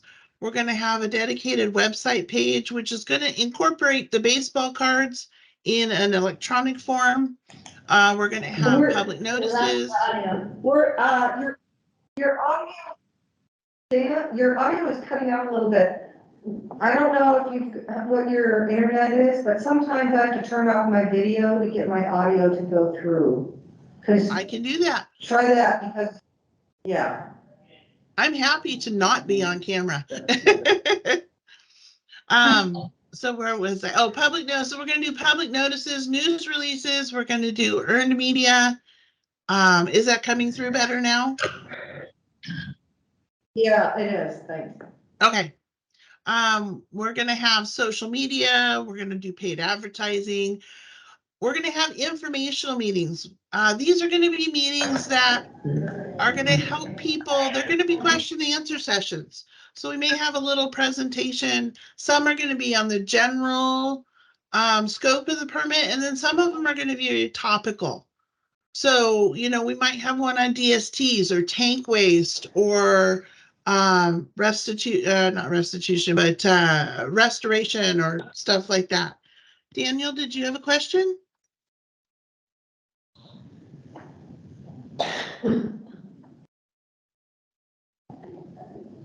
No, go ahead. Okay.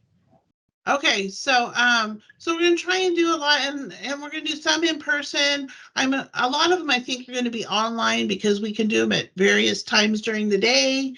A lot more people can attend if it's online, especially if it's just gonna be like a question and answer, you know, learn more about the SSTs, stuff like that.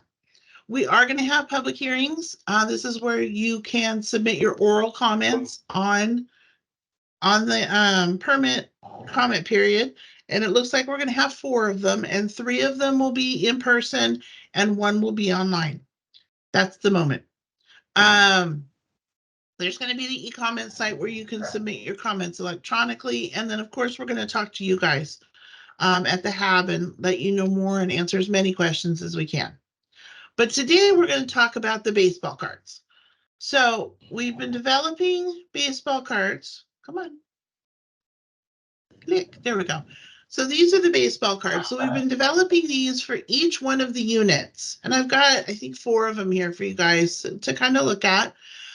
There's certain things on each baseball card that are going to be on every single baseball card and just vary for what the unit is. So all of them, of course, are going to have the title and then their operating unit group, or I should say their unit group, because there's operating unit group, closed unit group, and post-closure unit groups.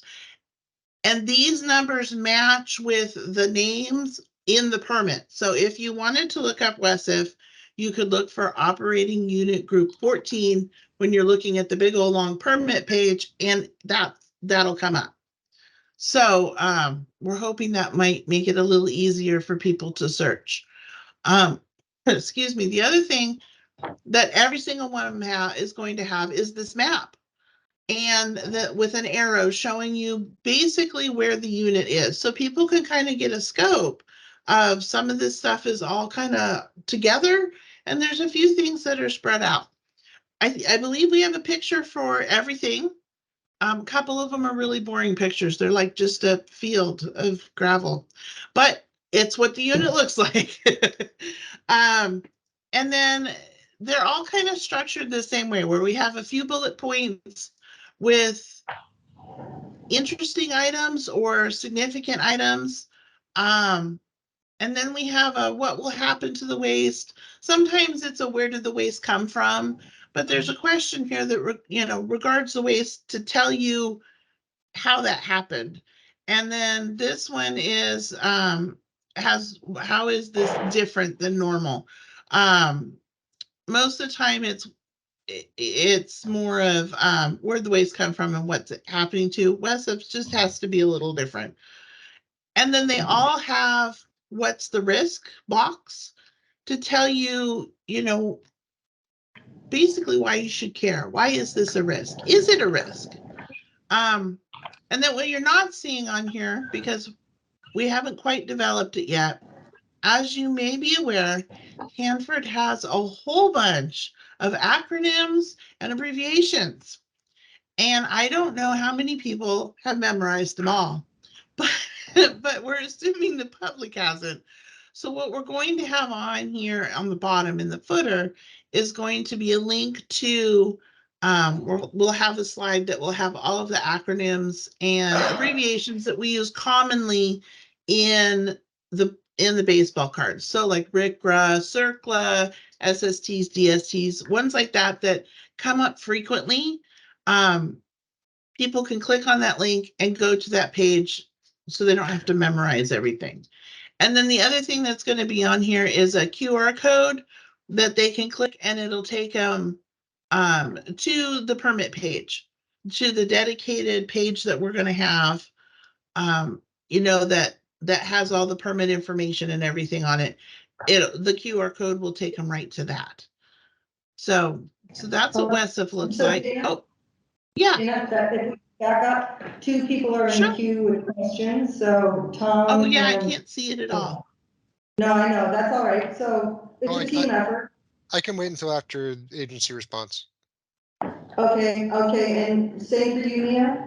Yeah, I can wait as well. All right, so rookie facilitator move, What is an SSP? Single shell tank. I think she was saying SST. Yeah. Oh, SST. Single shell tanks. Supersonic transport. Yes.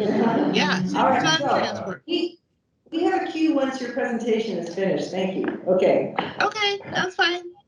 Okay, so then we'll move on. So this is LERF and ETF because they're buddies and travel together. And they're operating unit group 3. So you'll see this has the same basic elements that the West have had. We have your title, your unit group. We've got pictures. We've got the map that shows, kind of where they're located. Got some highlights here. What happens to the waste? And then what's the risk? And then again, we'll have the acronyms linked down here and the QR code. And so capsule interim storage. So this is a new one. This one's related to WESF. So we get to say new storage area. It's operating unit group 19. So here we're talking about why it was constructed. And then how is it different? Because it is a little different. And then again, what's the risk? So, and then here we've got some really nice, these are new pictures. So we were happy to get a hold of these. But the pictures showing, what the capsules or the casks, what the casks look like, and then where they're going to be housed. And then our last one is kind of one of the general ones. See, it's just a picture of the field. But again, it's the same setup. We've got the title, now this is a closing unit group, highlights, where did it come from, what will happen to it. Here's RICRA, CERCLA. That if we define that, it would take up like a line and a half. And we're very limited on space, which is why we decided for the acronym page, that would probably be most useful. What's the risk? And one thing that you may or may not have noticed is, so this band at the top is blue. This band at the top is green. So the way I set it up was operating unit groups have a green top, and then closing unit groups have a blue top, and then the 2 post-closure groups, I believe, have a yellow top. Just so that there's a quick visual for us flipping through things to kind of sort them and know what's going on. Now the plan. What? Sorry to interrupt. I have a quick point of clarification question rather than a cue that I don't want to lose track of. On the bottom of all of these slides, you have kind of a green to yellow band that says what's the risk, and then a colored square around the statement. All the ones we've seen have had a yellow square. is that just that they're all yellow, or am I supposed to infer that the risk level is higher because the square is yellow, and if the risk were lower, the square would be green? Because that's what I think that means. And if it doesn't, maybe the square needs to be a different color. Okay, no, I didn't. It was yellow just because the yellow matches the arrow. That's it. But now that you've brought that up, I will look at that and see if I can do something different with it. Because it's not indicative of how risky it is. It was just that it matched the yellow arrow, and it's part of our agency colors. That's all. Okay. This is Judy, and as a backup, it could always just go to a black text box, but I'll let you look at it. I'm sorry, I didn't catch that. I said it could always go to a black text box as a backup, but go ahead and see if there's a better option. Yeah, I just, didn't even, thank you for pointing that out, because I never thought about that. So now wow, this is all high risk stuff. One thing that we're gonna do, the plan, is that we're gonna take all of these baseball cards and put them in a like a booklet that goes on the website so that you can just click through them. And so you'll see the baseball card, but you don't have to like go through like a slideshow. It's gonna have tabs on it. So if you're interested in WTP, you can just click on that. I'm still working on how to get it put together correctly the way I want, but I have help. But that's one of our visions, that we'll be able to do that so people can look at the stuff that they're interested in and not have to, scroll through things that don't catch your interest, because time is limited when you're doing stuff. You want to go look at your WTP questions, or you want to go look at tank waste questions or whatever, and you don't want to mess with the pond and ditch that's closing. So that's the goal, that all these baseball cards will be put together in this kind of booklet online. And then at the in-person meetings that we have, especially if they're topical, we'll probably have some of them printed out so people can use them for, handouts and stuff like that. We will have them as a publication on our website, so people can print them out as PDF and use them that way. It'll be one giant publication. If you see over here in the bottom right-hand corner, that's our publication number. We just don't have one yet because we're not that far along the process. But so it'll be one thing and people can go through and print it out. So we're trying to make this as accessible as we can for people so that they can get the information that they need without having to go through 20,000 pages of stuff that may or may not interest them at all. So I think that's all I have for slides. So I'm ready for questions. For agency perspectives,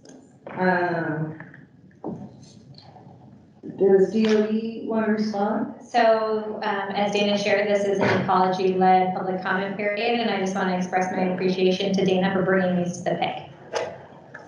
All right, anybody from EPA on the line?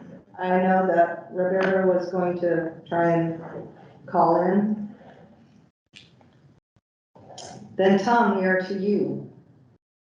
Hi, I really love the baseball card concept, and I think it's really effective. I do think that there are going to be some strange people like me that try to look at all 20,000 pages of the document. And when I was reviewing you very good luck. Well, I was reviewing the WIP permit last month and noticed that they had redlined the big changes. So it might be helpful to, unless the entire document is completely different from Rev 8 and Rev 9, to just sort of have a version that's redlined, if that's possible.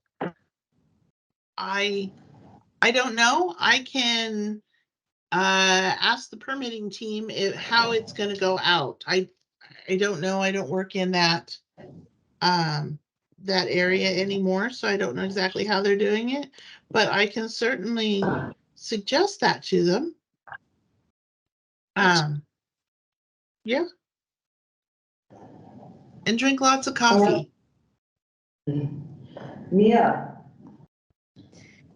Yeah, Dana, I don't know if this is possible, but for on the baseball cards, could you put the page numbers of where, like, for example, WESIF, where you can find the WESIF in the permit? Is that possible, or is it kind of all over the place? It's all, well, the WESIF is all together, but the easiest way to do it is to find it by the unit group number. And then all of WESIF will be under that unit group. I'm hoping that I can link it.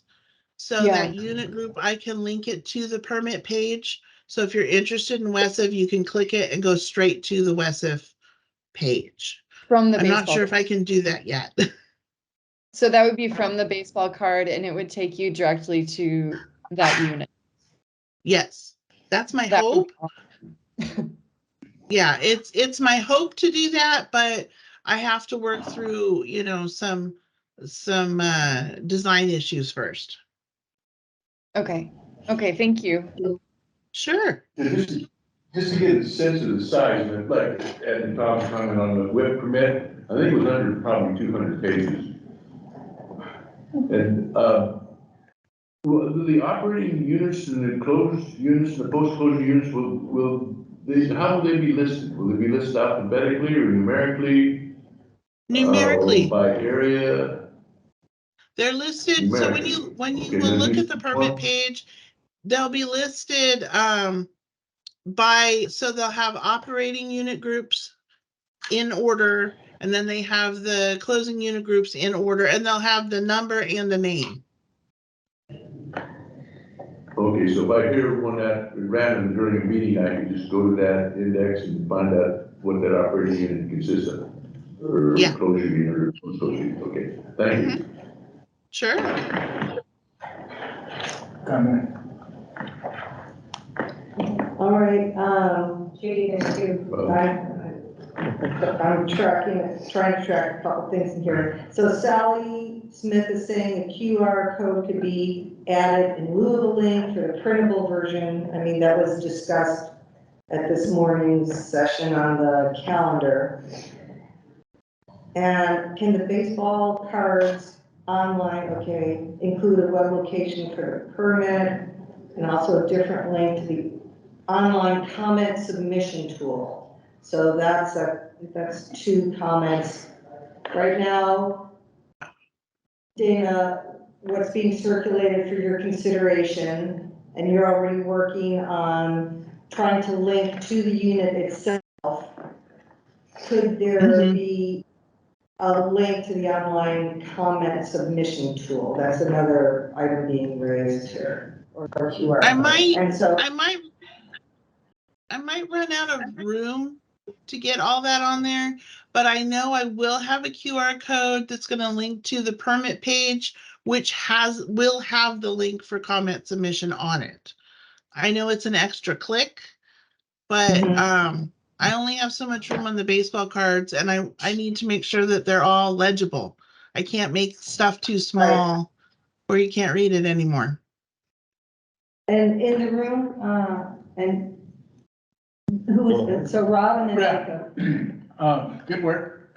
Like it. Though from for a present baseball card collector and a bazooka bubblegum affectionate, a connoisseur, yes. Right, yeah, where's the bubblegum? And the bubblegum. But could you make sure that each of the cards get numbered? And the numbers be associated with some sort of an index, as well as do we ever expect any revisions for these? If so, we should put Rev 1 or Rev 0 on them, and so that if there's another issue or correction made, on the baseball card that we can put a Rev 2 on it so people can be current. So chew lots of gum. Jacob? I got a few, and two of them, this may be the wrong committee for. So I'll start with the one I know this is the right committee for. And that is, you're gonna have these public meetings, and you say there's an opportunity for public comment. Is giving your public comment there is good and or the same as just giving a written comment through the online tool? Does that get it to someone the same, or is that something that's lost after the meeting, or I mean, that's just my question. I'm always on. I get this question a lot. Yes, at our public hearings, which is a formal hearing to submit your oral comments, it is treated exactly the same as a written comment. So we, after the meeting, we get all of the comments transcribed, and then they get put into our system where we track all the comments, and they get treated exactly the same as a written comment. Well, thanks. With the second you said the word transcribed, I don't want to do that to anybody, so I won't give any oral comments, but I will tell other people not to give their comments. But yeah, you know, so the other two, this may not be the right committee for, but you know, why is there one giant permit for all of Hanford site and not 49 separate permits? Because it seems like they would have, the 49 units would have different needs for updating on different schedules. I actually know the answer to this because it's all under one permit number.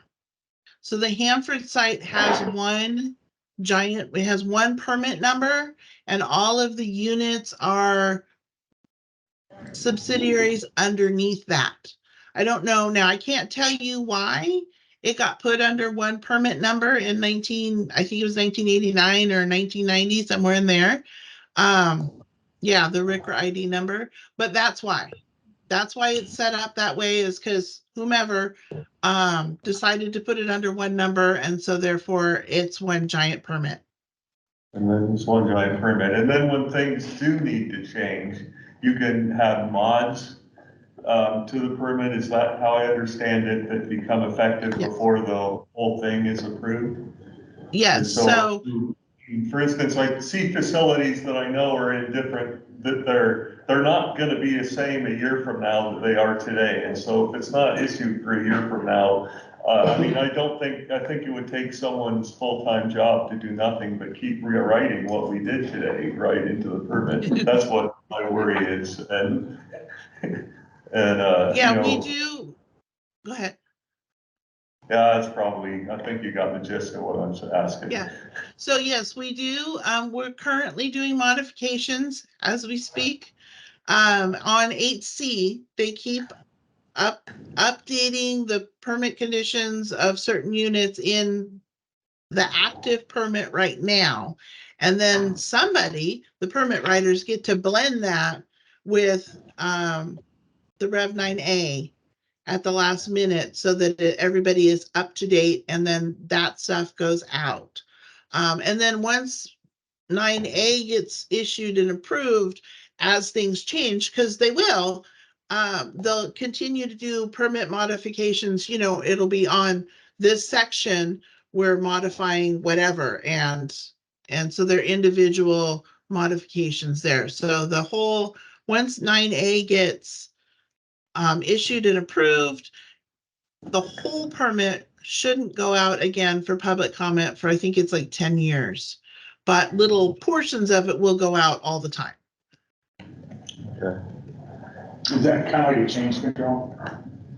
Version control? Yeah. I'm sorry, I didn't hear all of that. So that's how you manage version control. Yes. Yeah, there's a whole section of the nuclear waste program that's all they do is, you know, keep track of which version of which portion is current and active, and you know, that we've got, they call it configuration control. And that's what they do, is they just track and make sure that we have the most up-to-date portion in the right spot at the right time. Yeah. So all the time, your office, probably you, gives us notice of public comment periods for things that have the word permit in their title. Are those mods to this permit, like currently 8C or 9, or is that their own individual, separate? Yeah. Well, we have, like, if you look at our website at this exact moment, I have 2 comment periods up, and one of them is actually for a state waste discharge permit, which is not the Hanford site-wide permit. And then we have internet posting for the air permit, because we also have an air operating permit. So we have those kinds of things going on, but when we have a modification for the site-wide permit, it's somehow in the title. It varies per portion, but it'll say, you know, waste treatment and immobilization plant permit modification, something, something. And then in the text, it'll, you know, explain further that it's 8C and, you know, that we're modifying this part and you can comment it for this time period. Can anyone provide more specificity to the public comment period? Right now, all I have is early 2024. I don't have a hard date yet. I would love to have a hard date because I have materials I need to develop, but I don't have one yet. Are there other comments? Or Dana, is there something specific that you would like feedback on? Anything that's come up that you'd like greater clarity on? Well, I love the comment about the box. That was helpful. The color of the box. I'm always looking for information on if you do see public involvement materials that go out, if you see stuff that is unclear or something like that that makes you think of, you know, this is more urgent or less urgent or dangerous, or I'm always interested in making my materials more clear. Are these baseball cards going to be printed front and back? No, they're one-sided. Well, they're electronic for the most part. I should say that, I mean, probably 90% of the time they're going to be in an electronic format. So, you know, I guess just front. When we print them out, I don't think we're going to print all of them in one shot when we use them for our informational meetings, because we'll probably print them big on we have a plotter, so we can print them big and then put them up on the wall so people can see them. They won't be the little page size. So they would just be one-sided. And then when I put them on the website for other people to print, they'll be in PDF so they can decide what works best for them, if they want them front and back or if they want them single-sided. Okay, these really aren't baseball cards then. No, they're a little bigger, but I couldn't fit all the information onto a little, you know, 3x4 card. I wasn't able to do it. It's a creative idea for a fact sheet, and we appreciate it. I mean, you know, and especially the formatting, the dedicated formatting, very helpful, the color coding. Thank you. Yeah, I wanted to make them, you know, so that people could look at them and expect, they could look at it and go, oh, that's where this unit's located. Oh, I know I can get to an acronym page here. They're going to tell me some highlights. I just wanted stuff for the general public to better understand what's going on. All right. Any other questions or comments online around the table? Well done. They're applauding your efforts. There you go. Yay, thank you. Yep. Deanna Gribble is online. She had an update that she wanted to provide to the Hanford Regional Dialogue discussion from earlier. Perfect. If Dana, you are done. Yeah, I'm all done. Go for it, Dana. And that never gets confusing at all that we have Dana and Dana. Never. First of all, Dana, nicely done. Thank you. Yes, that sounds like quite an undertaking. So I wish you the best of luck with that. And as always, the PIC gives us some really good information. So I came back here and did a little double checking, and I'm working to incorporate all the good information that you gave me. But I wanted to quickly get back, and I think it was Tom Cecilia. Are you here, Tom? He's online, he's muted. Oh, okay, fantastic. Oh, hi, Tom. So we had other ideas that we could add to be more specific to draw people in. One of them was the tank leak response, and the other one was test bed initiative. Our initial materials are going to go out in October, and I think we could add those things if those things are ripe and ready to go out. If we're not sure if those 324 building was something. Those are all ORP projects. Yeah, so 324 building, I think that can be added to these materials with confidence that, that can be talked about at any time. The tank leak response and test bed initiative, I'm not sure if we can confidently put those in these materials to send them out to the public in October when these will start going out.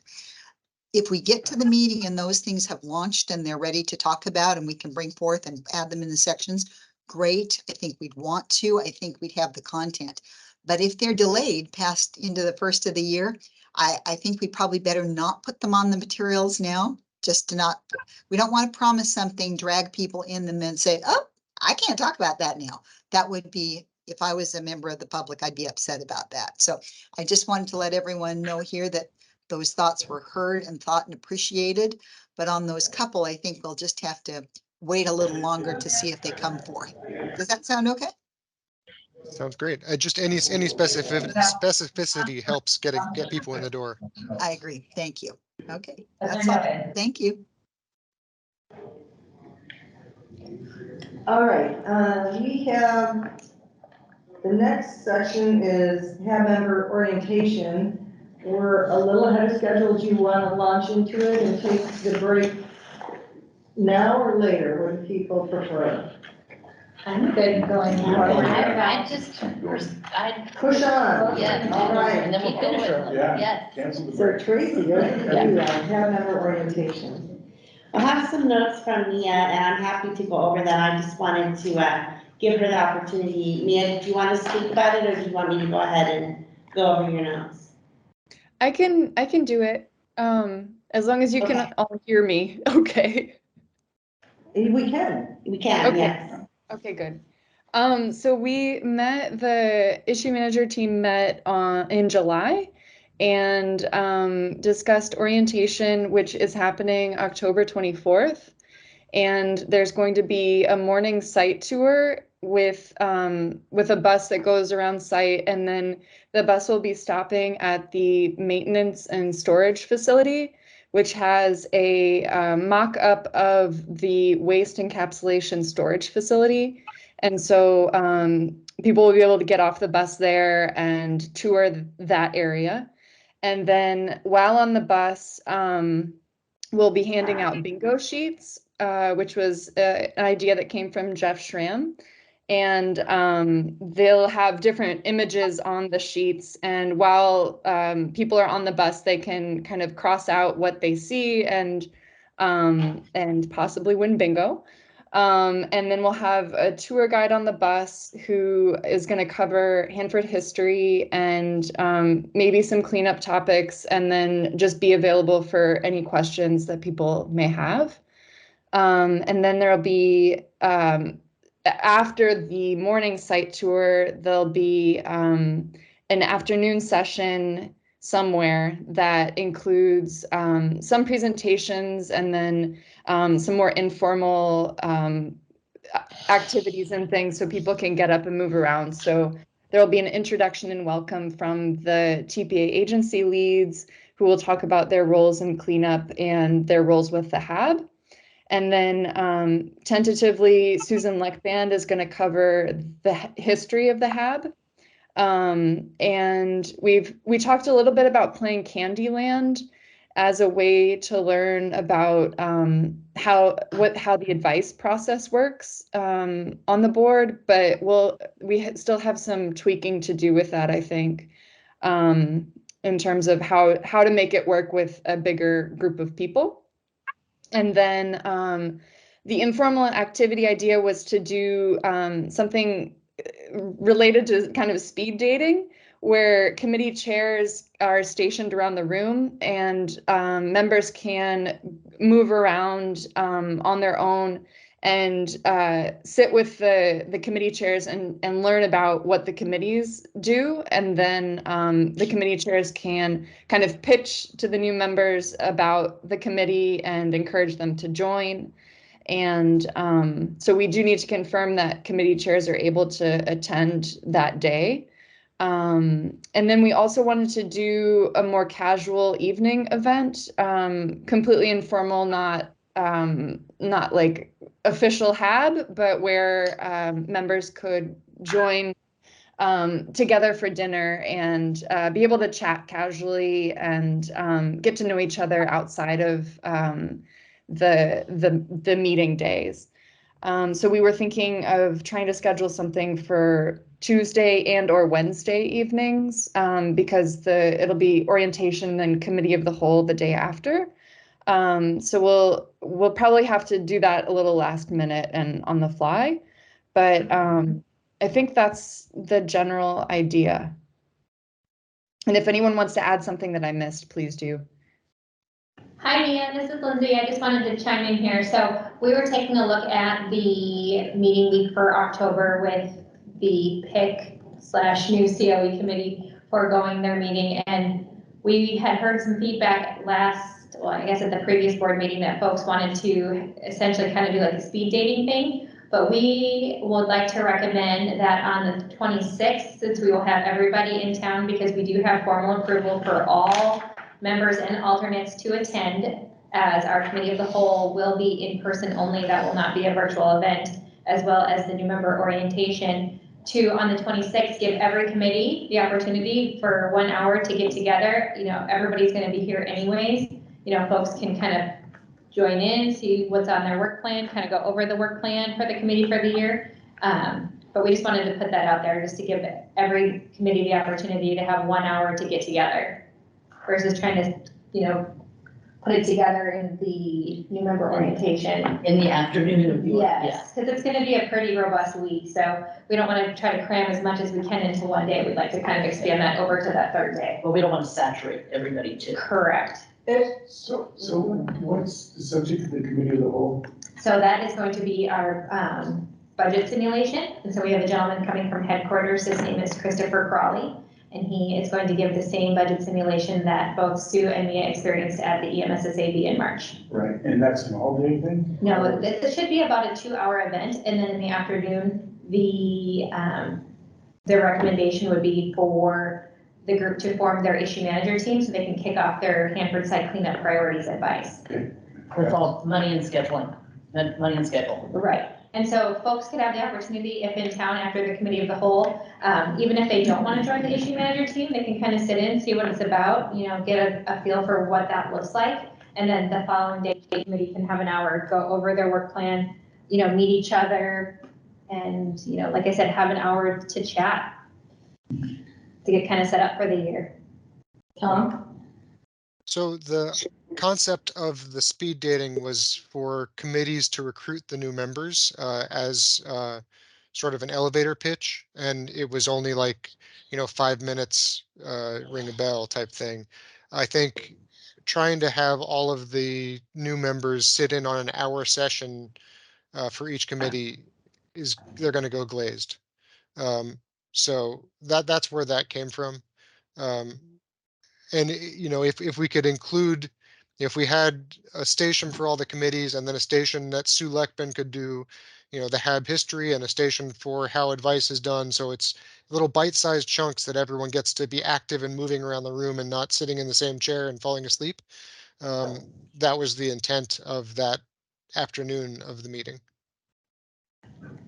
Yeah, and Tom, this is Judy, and I saw the two as complementary. Also that you get a sampler a short sampler the day before, but we've got that in the notes. And so when the team meets again for the new member orientation, we'll take a tighter look at the agenda.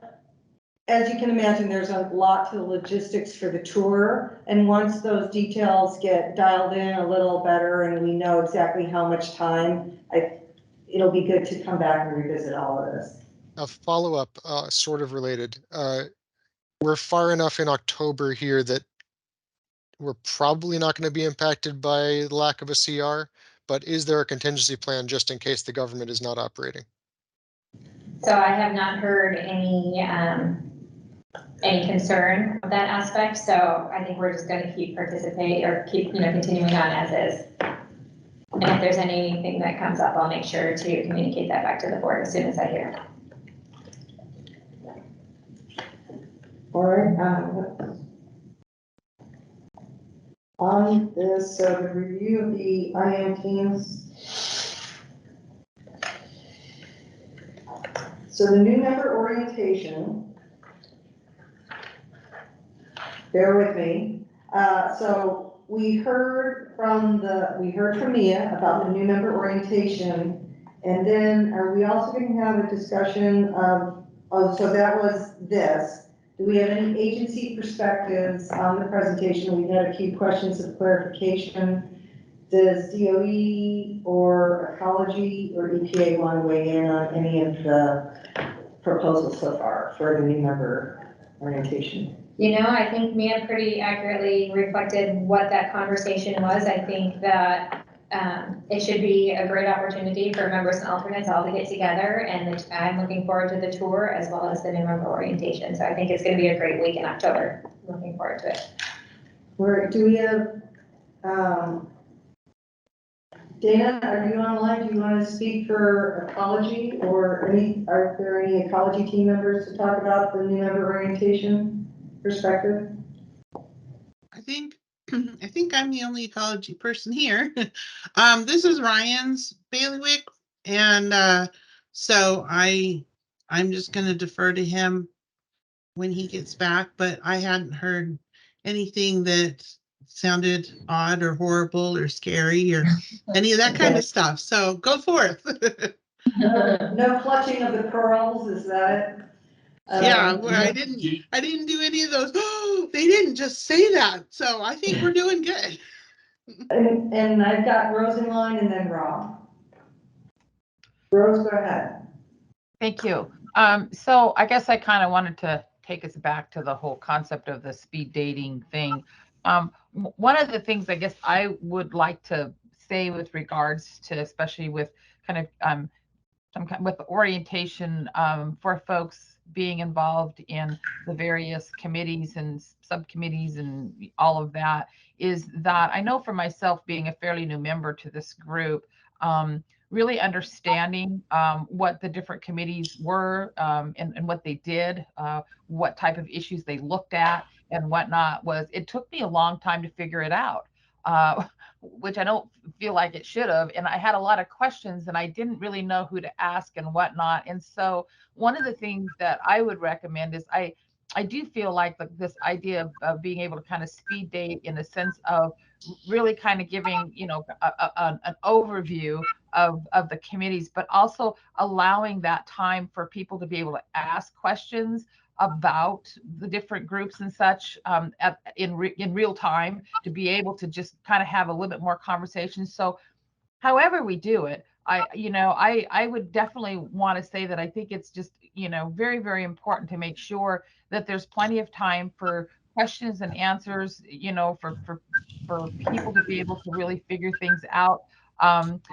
Oftentimes one or two questions, kind of spark other questions and whatnot, and to where you're ending up with a robust conversation, about the committee. And I think that can be really beneficial. I know for myself, I think that would have been fairly beneficial to have been able to really have the opportunity to ask some of those questions. So anyway, I just kind of wanted to throw that in, that I think less presentation and more opportunity for conversation would serve us well when we're trying to get people involved in committees and understanding the committees. And Rose, this is Judy. Just coming off Dana's baseball sheets is that, you know, it might be helpful to have just a little synopsis, a little write-up. I was writing your questions down, the types of issues addressed by the committee, what does the committee do? So just a little overview might be helpful to have a printout of that also. Do we have other comments? Rob?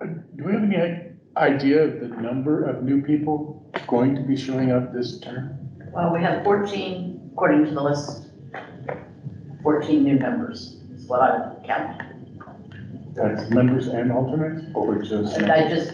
I didn't count. Names? That's not counting reappointments, like No, I people didn't who count are reappointments. starting a new term, but have already been on Newbies. board. Right. Absolute Newbies. new. 14 new individuals. 14 new individuals is what I've got on my count. I just confirmed that, 14. You're good. You win. Okay, she passes on the bingo card. Other questions? I mean, last time we talked, you still had one or two that you didn't. Yeah, we had 2 folks decline, so. Yeah, and you had a couple and you still didn't have responses back or. That's all. Yep, we got. We got everybody. We nailed everybody down. I had to Okay, make great. a couple phone calls, but we got it. Yeah. So I believe Josh has the action to update the membership list and then he'll get that over to you. And Rose, your comment Just get ready down. there was very helpful. One of the questions that we wanted to ask people to reflect on was what activities are most helpful from past orientations and what might have been improved. So Rose, you just gave us a great example of what would have been helpful to know as a new member. So are there other things like, you know what, this was just so great to hear. We'd like to know what needs to be carried forward. And then were there some things like, I wish I would have known this sooner. So take a few minutes to reflect, and we're gonna check in with everyone. People online, be prepared to unmute and raise your hand or chat that you want to be in the queue. I'll give everybody a couple minutes and then I'll ask for input.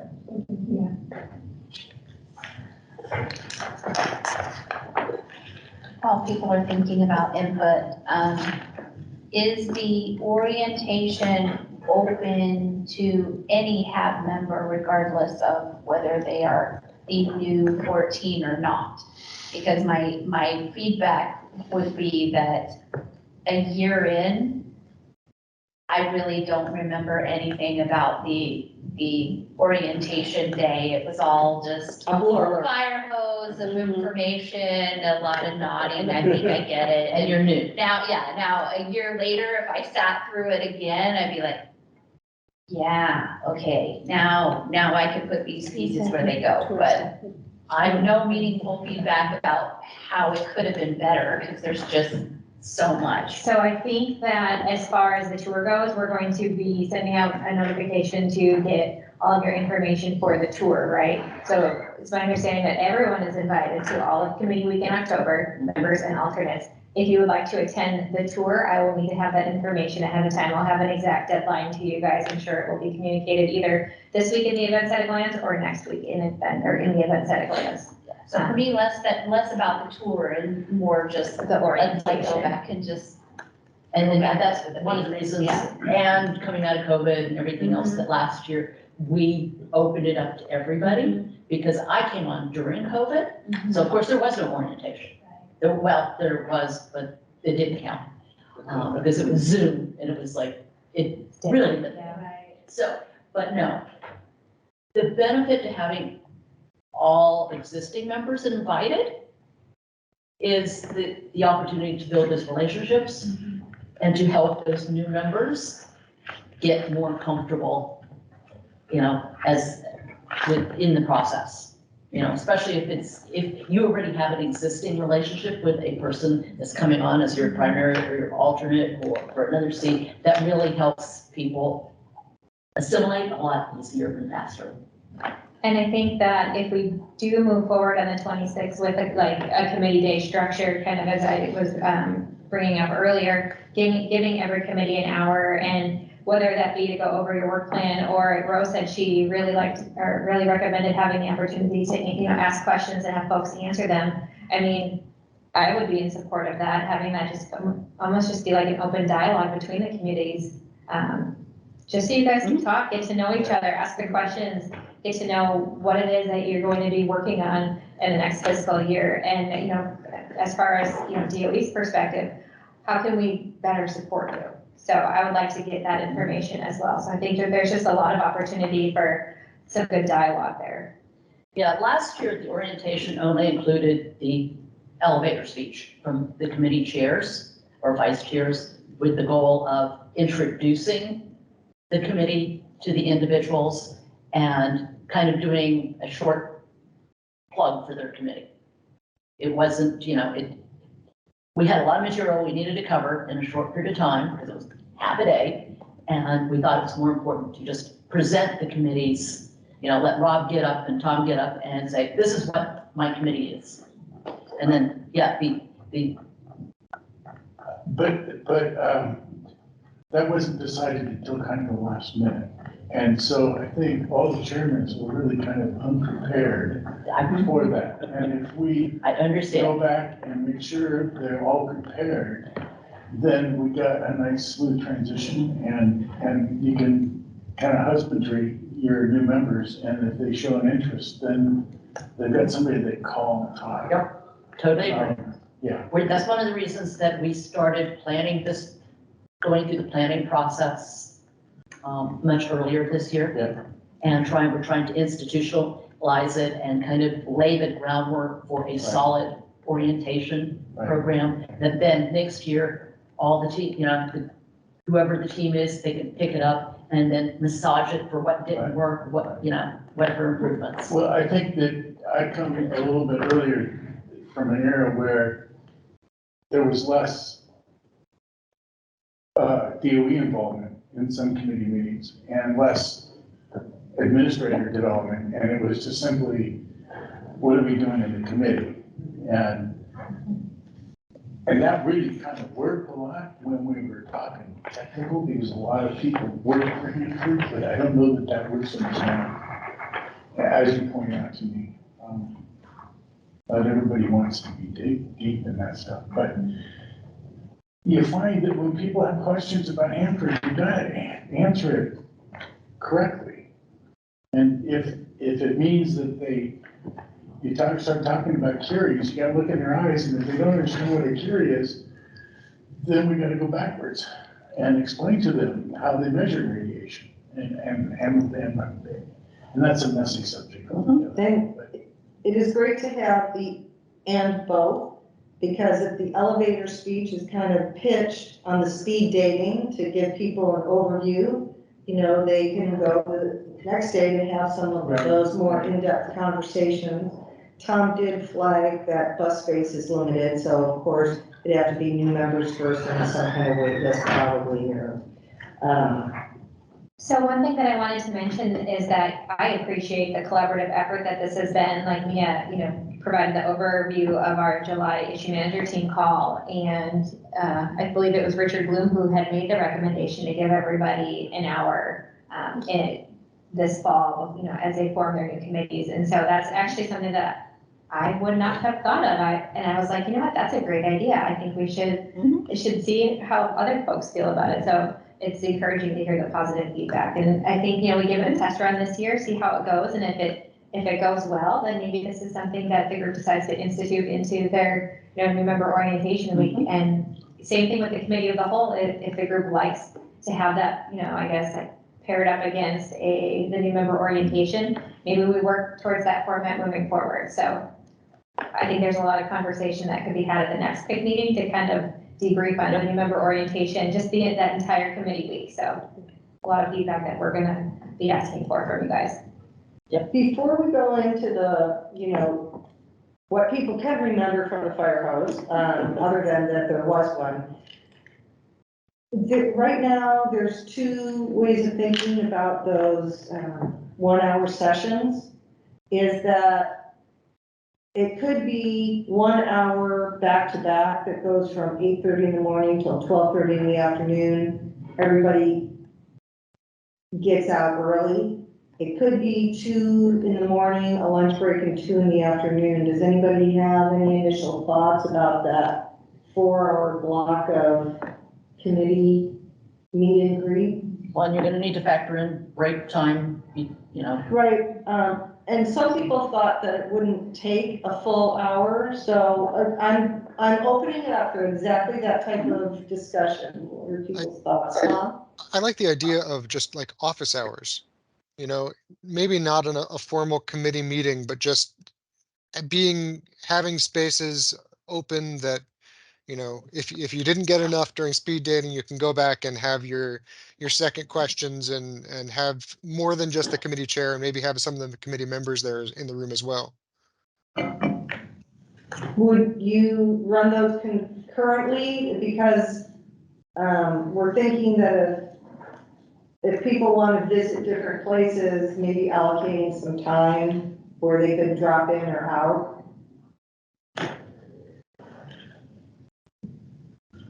Yeah, I mean, maybe we did a morning and afternoon session, 1 hour each, and have 2 committees meet in each session type thing, and you can spend half an hour in each. I don't know how that would work. Rob, do you have any thoughts? And then I'm going to turn to Tracy and Michelle, and if there are other committee chairs or vice chairs on the call, I'm going to go through the list, see if I can identify anybody. Okay, I'm just thinking that we've got people, and we think about the people themselves, is they probably want to hear about everything.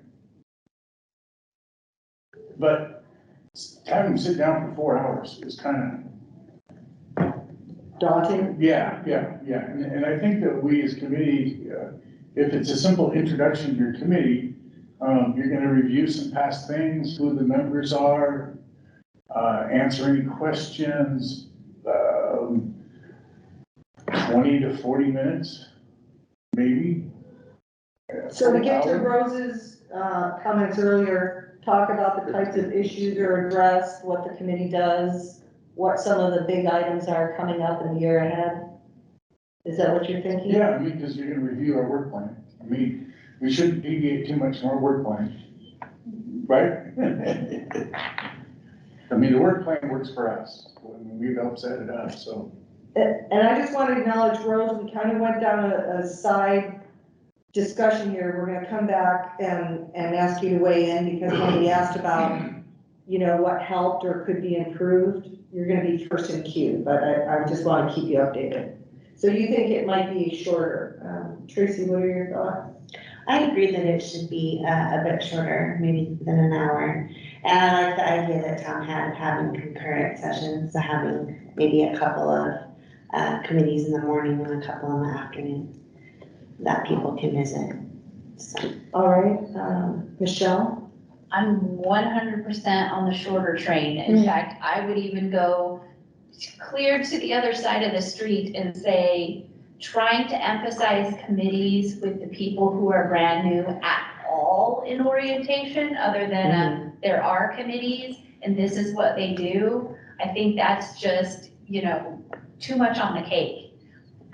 Schedule for the next board meeting to take an hour before or after or during lunch and say, we're going to talk about committees and do something like that when they've had a minute to digest the first half of the meal before they think about getting even more involved. So you're thinking like maybe the second day of the December meeting?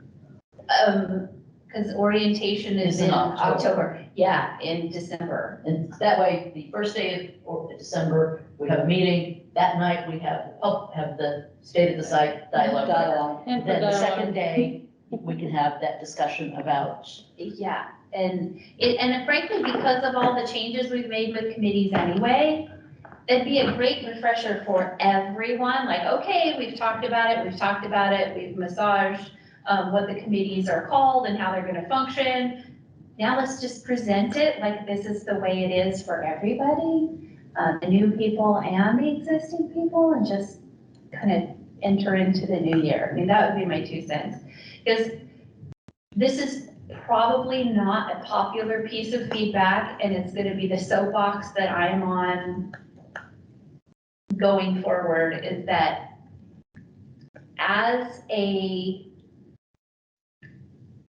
right now I work for a government, but I consider myself a private industry business individual. And the amount of time that we dedicate to meetings of committees, of the board, of the planning, and the meetings to schedule the meetings, to me is 100% excessive. And when I think about the amount of time, I was doing math while we were sitting in this meeting earlier today, going, okay, on average, fully loaded salary time for everybody at this table, even if we just took a $50 an hour, we've got 25 people, and we're dedicating 6 hours to an agenda that for the most part is some 10-minute reports and do you have any questions and some feedback.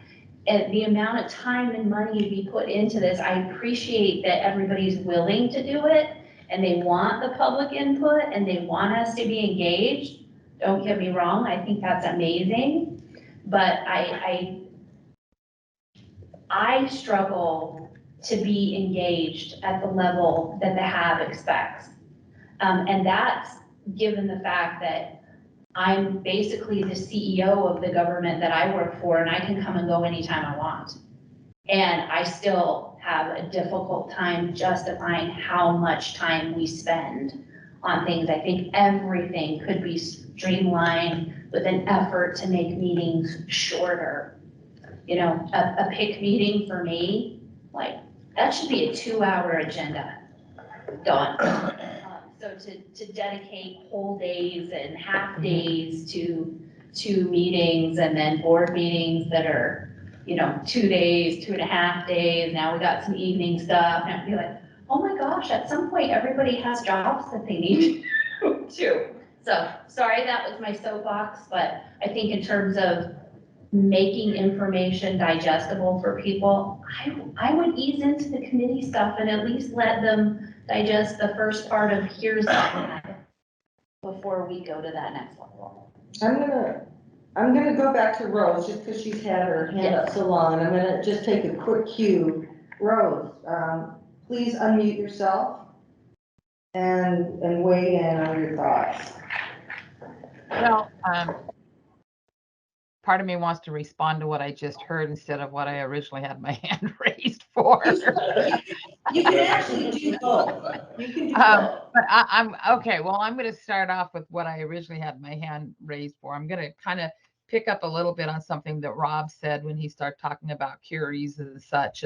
And originally, that was kind of part of my thought is we don't know what we don't know, and so when we're coming into these meetings and we're trying to help new people through an orientation, we don't know what knowledge level they're coming in with, and neither do they know what they don't know.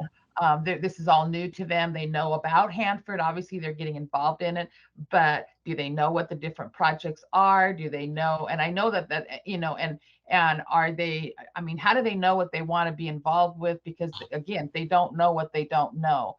And so I kind of go back on that idea of being able to make sure that we have time to be able to do an appropriate orientation, to be able to answer those questions for people. Everybody's going to have different types of questions, and something's going to spark one person's interest that's not going to spark another person's interest, which I think is kind of feeds into that that maybe like that second round of being able to have it available for people to kind of hear a bit of an orientation and to be able to kind of understand that, but then being able to go back and ask some additional questions if they do have something that's really, really piquing their interest. Maybe they want to come up to Rob and say, Rob, you kept saying curies. What is that? And to be able to have the opportunity to have a little bit more discussion if they feel that they need to. And then in response to what I just heard with regards to the time that gets put into this, I have a very, very busy schedule. This is not everything that I do. I have to admit, I do have a hard time sometimes keeping up with things. Sometimes I think that maybe we spend a little too long on one thing versus another. Yeah, I do. However, I will say this with regards to that orientation week, I really do believe that it is important for new people coming in to really at least have a very basic knowledge of what does this mean. We've got the group, we've got the HABs group, and there are these other committees. What are these other committees about? I would like to be able to give them the, that little bit of an orientation about what all the committees are about during orientation week. And I'm not saying that in December we couldn't revisit some overviews and that type of thing during our regular meeting, but to be able to give people information to read and to be able to talk to them, to be able to answer some questions, I feel, and I'm kind of speaking as kind of a fairly new member, and keeping in mind, I came into the HABs already have worked years at Hanford, so I already knew what projects were going on, and I already knew what this stuff was. But as a new member coming in, to be able to have a really good idea of what all of this is, I don't look at it as being overwhelming. I look at it as giving people more information to be able to better choose what they want to really, really be involved with, what they're passionate about and would want to really be involved with. And when you kick that can down the road too much, next thing you know, you've got your December meeting and then you're giving them information to think about it. Well, then when's the next meeting? And you're already halfway into the year before people really have an idea of what these committees are and what they do, and to have questions answered. So I do support having an orientation week with committee overviews. I think that there is, I think that's a good idea. That would be my opinions on that. I think there's value in that. Anyway, there's my soapbox. Thank you, Jacob. Well, if I can, put my soapbox, so there's lots of things on the HAB that I think is boring and I don't participate in. No one's scolded me yet for coming late and skipping approving the previous meeting minutes and stuff like that. Though I feel very bad for those people who need my hand to, to say that I agree,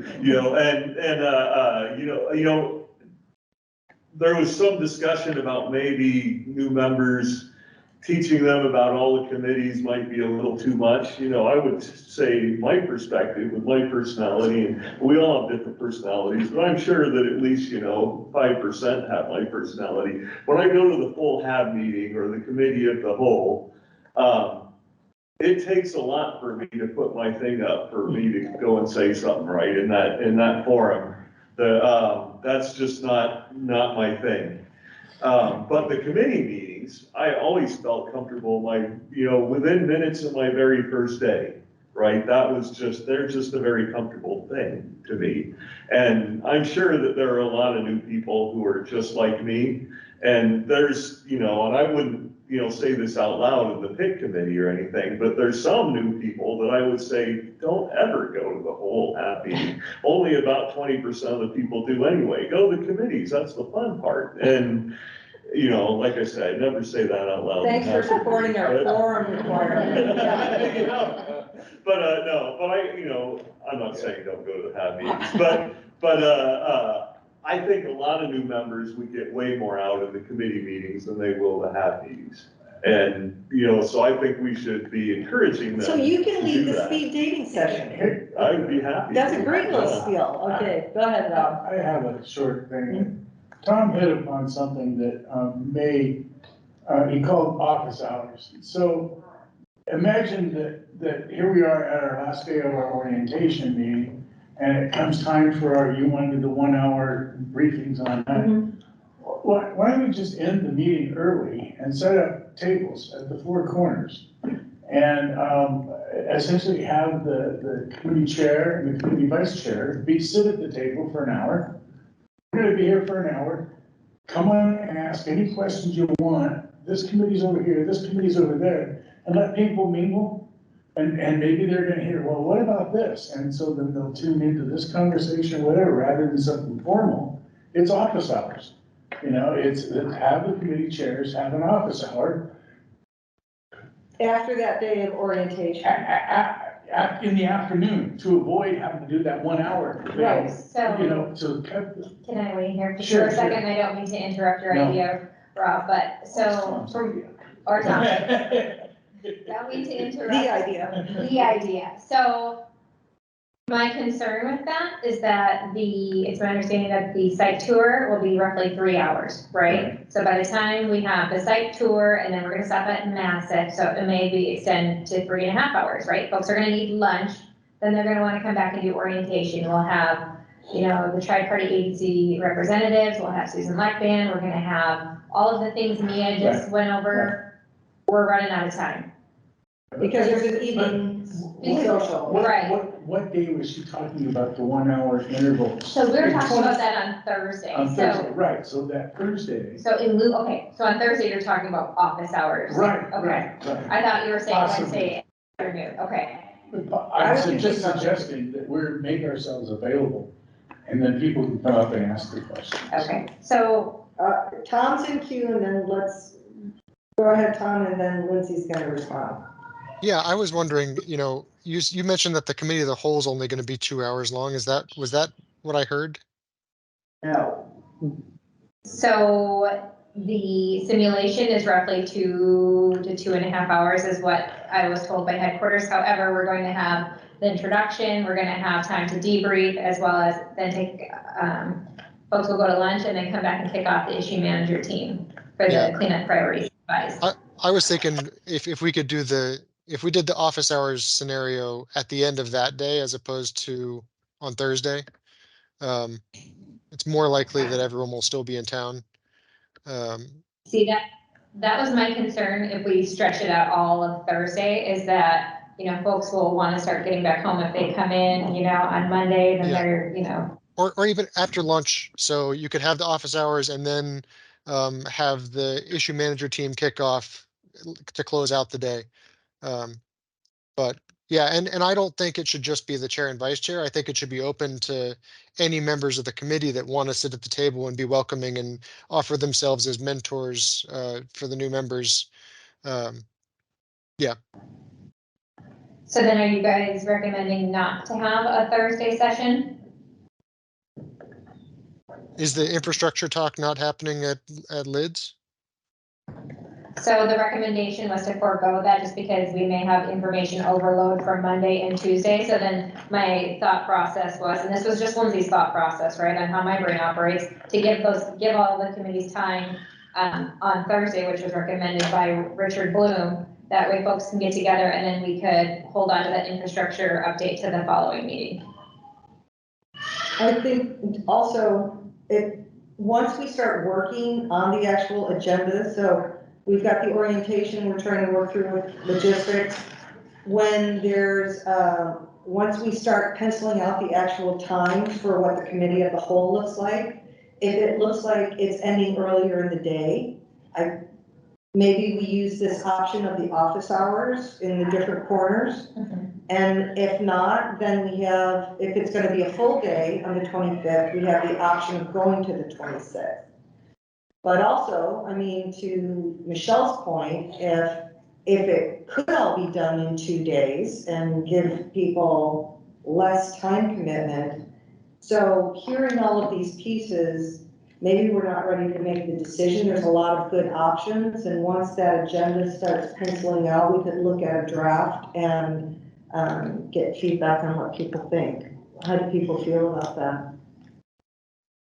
I see a thumbs up from Rob. What kind of timeline are we talking about? The only reason I'm saying it is Next that week. we are now on the Next week. 12th of September. Next week. Okay, because people that travel need to be able to get travel paperwork and hotel rooms and all that stuff booked. And with that being said, if you do travel and you're coming in next month, please get all of your travel submitted to Julie as soon as possible.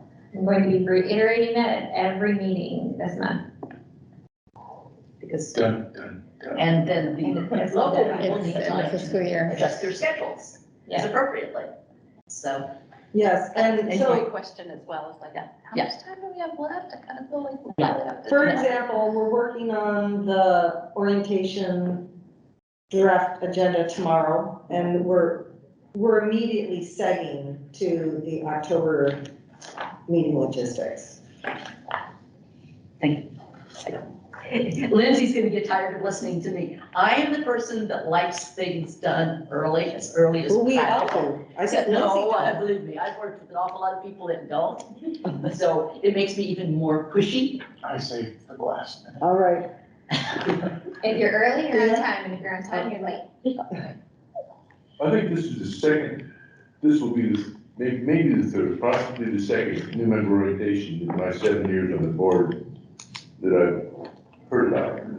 And it looks like this is gonna be a more formal process, a more deliberate process than anything I've seen before. And I think that's a really good thing.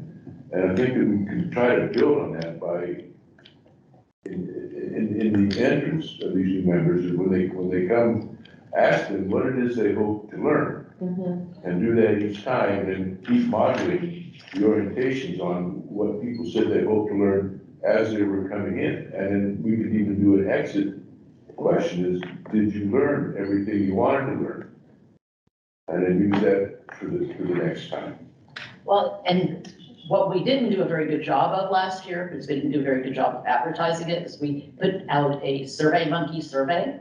Because I'm the same way. Yeah. I wanted to know what hit the mark, what didn't hit the mark. We just didn't. Responses. And so I'm going to request that the facilitation team, and you can QR code it to the agenda if you want. But I know that Josh told me a while back, you guys had Survey Monkey, put together a survey. So let's have a hard copy in their hands during the day. Yep. And let's have something, a Survey Monkey link to them as they walk out the door, and let's get everybody's feedback so that we can operate under continuous improvement. And we can continue making this a robust, institutionalized process. And I'd like to respond, Michelle, this is a consensus organization. It's probably different from anything that you've ever been. Have you been involved in consensus organizations before? So I've been involved in a lot of different kinds of organizations. But yeah, it's,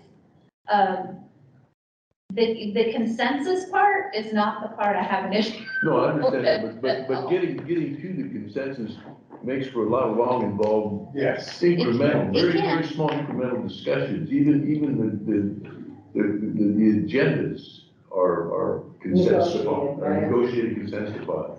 And I was chairman of HOA, and so I wrote my own agenda. I didn't ask anybody what they wanted on the agenda. Can't do that here. Right. No, completely understand.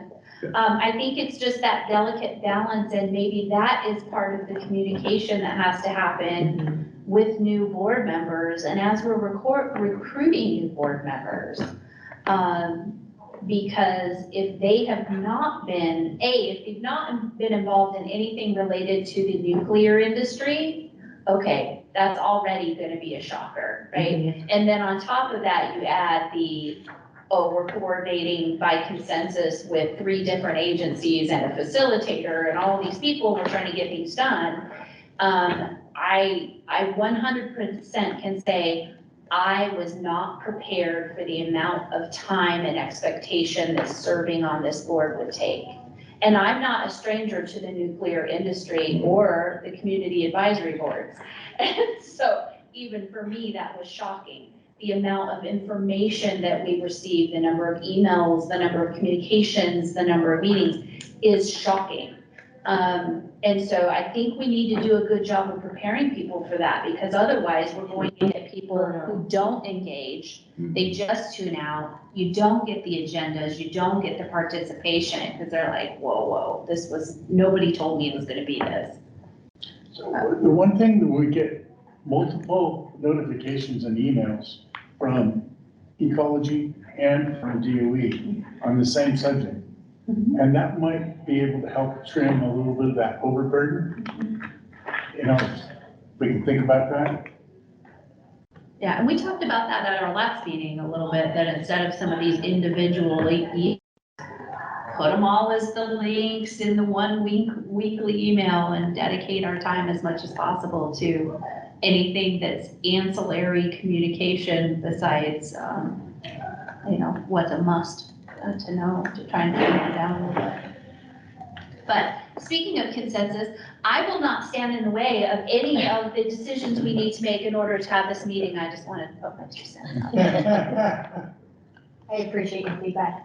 And so one of the things that I am getting from the orientation is, I just want to I want to capture this one thread, is that a survey, we were considering a pre-survey, a post-survey. There was one survey that was going to go out because we want to know if they want hard copy binders, right? Or no. But let's build that and let's be thoughtful about what should go into a pre-orientation survey, a post-survey. And so that's one thing about what could be improved. So I have that.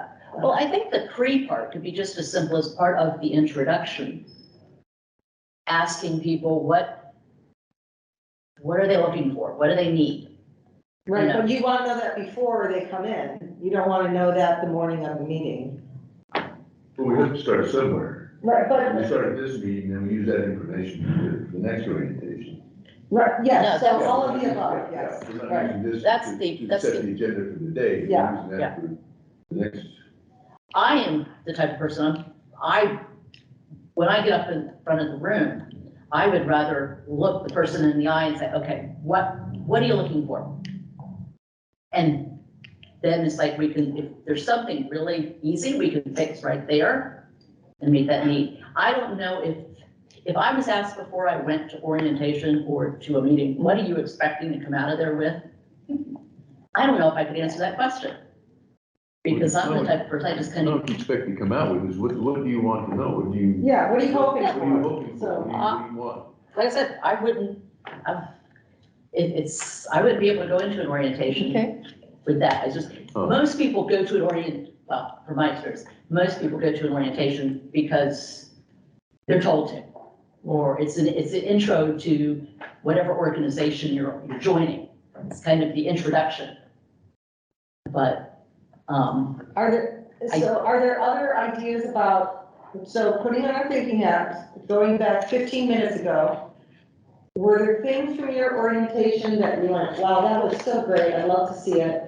Or again, something where you went, wow, that was a heartburn moment. So anything that could be improved, anything that was missing. So I'm just gonna open it up, Dan? Well, I didn't attend orientation last year, and I joined in the middle of COVID, so I didn't even meet anybody for a long time. But one of the principles of organizational communication, if this is an organization, is the informal communication is extremely important.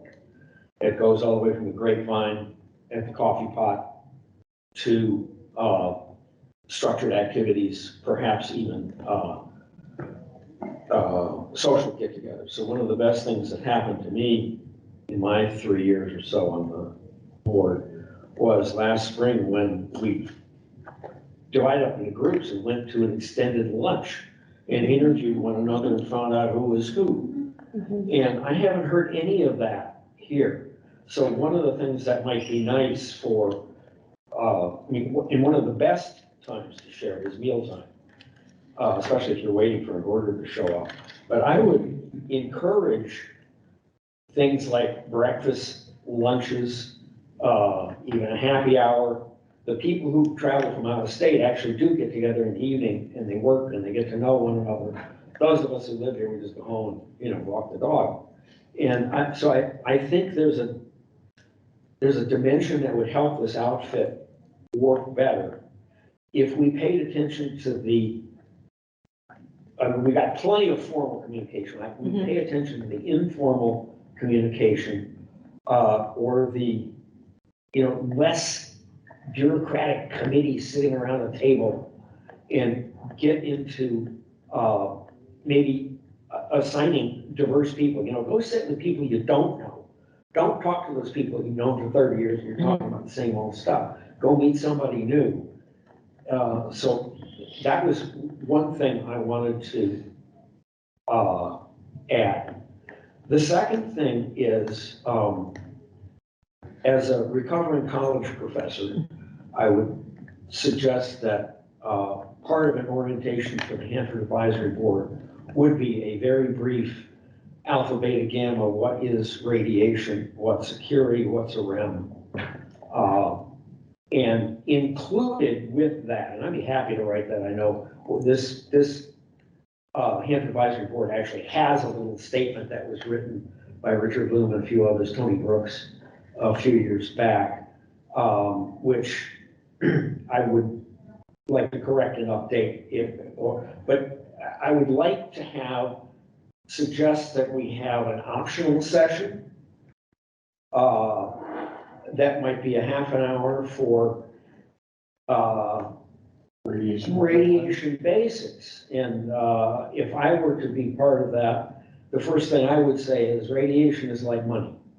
It's how much. It's how much that matters. Radioactive material is how much that matters. We've all got radioactive material in this. We're all exposed to radiation. We don't care. Those are levels of how much that are generally below any concern or action. And then so that there's I mean, even in this group, people don't know the difference between radiation and radioactive material, or radiation contamination, if you look at maybe a Hanford context. And if you're not using the words right, you don't know what you're talking about. And nobody else is going to know that either. So I would suggest that part of an orientation should include a League of Women Voters level primer. They wrote a wonderful nuclear waste primer back in the 90s, but something like that, and presented by somebody who isn't a trainer, somebody who's knowledgeable person. I volunteered to help with that or do that. I've done education and training at levels from illiterate animal caretakers to MD, PhDs in university med school settings. And I would like to work with maybe communications people to tweak that, but that should be at least offered, if not imposed on people. And the reason I say imposed is that people around here, many of whom look like maybe they went to high school in the last millennium at some point. I mean, high school class of 66, okay, I'm ancient. But I can guarantee you that everything you learned 30 years ago has been superseded. If you think in definition of a Curie, okay, that hasn't changed. But just about else has more radiation protection. I have as your suggestion, and that you're willing to take that on, a basic radiation basics, and also a social get together. Tom wants to piggyback. Is that what you were, and the cat? Is that what you were applauding in your chat when you heard that? Yeah, to both of them actually. A plug for a social to get together tomorrow after BCC. We're hosting, or I'm hosting, or informally hosting a bowling night at Atomic Bowl at 6 o'clock, happy hour, after the wake for BCC. Also, something that the PIC has pitched in the past as part of the orientation was a series of sort of 1 hour or half hour webinars or YouTube videos that could present some of that basic information. And that never really got followed up on because it's hard to schedule a time to write a talk and run it through and make a YouTube video of it. Well, we have a volunteer now, so. All right, Jacob. So, I think of all of the other things we could orient people to, right? And then I thought, well, maybe if we had, almost all those resources are probably close to available. And I thought, man, maybe if we just had a HAB webpage that linked people to those sort of information, I thought, actually we do, and not everything, but there's an awful lot of things that our webpage actually tells people, you want to go learn more about this, go there, and that might be a good thing to get right in front of people and emphasize, hey, for an afternoon of reading, you can know an awful lot of stuff about what goes on at Hanford and participate a lot. And it's probably worth all of us to go and take a look at what's on the webpage now and think, is there something that's missing that might be useful to me or to someone who's new or whatever. But there's actually a ton of stuff. I don't know what DOE's doing to Hanford.gov. I think it changed like yesterday or On Thursday. on Thursday or something. And There was a little preview this morning, yeah. oh man, I missed it. See, But it's recorded, we can send you the link. yeah, but you know, there's a ton of stuff out there that is, you know, that's really great and written for lots of different levels. You know, if someone's technical, I would send them to OSBI Information Bridge. If you're not technical, there's some great stuff on Ecology's Nuclear Waste Board on what Hanford is, and you know, and there's things like that on DOE's page too. So that's a resource.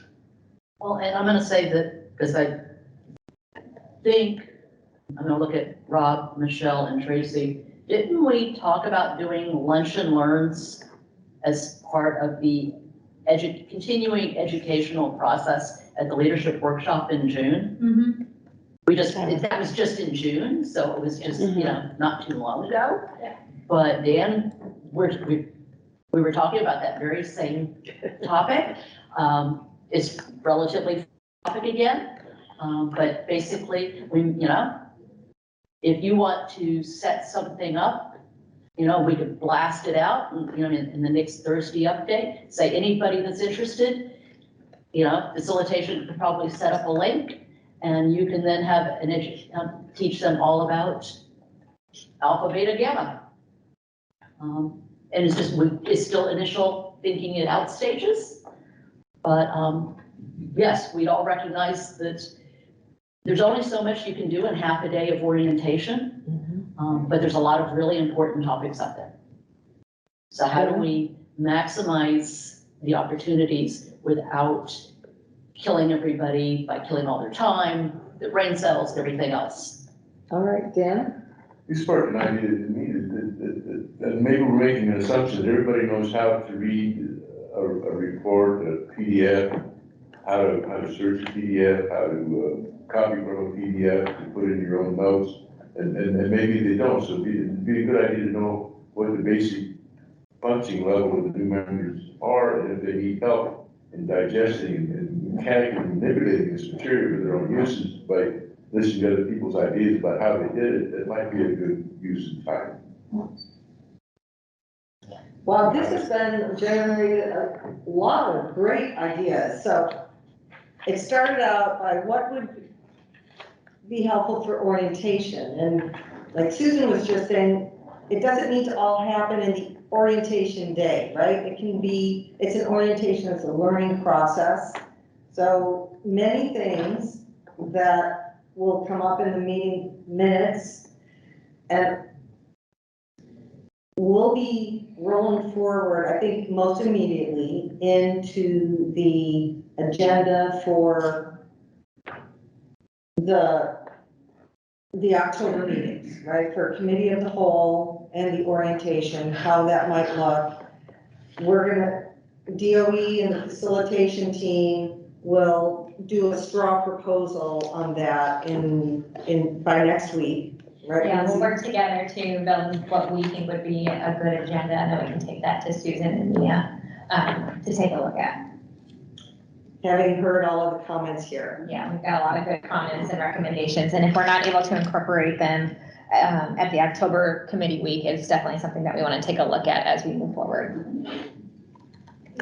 Are there any other things that people would say, I really want to have this in the mix of considerations? Because we've really covered almost all of the talking points, what activities should be prioritized, what was helpful, and it seems like we've covered most of the content. Anyone online, please add into the chat or raise your hand. Is there any final things we need to be considering? And I'll just be so happy because we'll finish this agenda an hour early. Great work, everyone. Yeah, 'cause So- I've got an action to Lindsay. What is the that date? She wants done. What is the date? Sorry. that they're They don't care about it. The 24th is the tour and the actual orientation. The committee of the whole is the 25th. So do we have any closing remarks? I don't think so. I think this meeting is adjourned.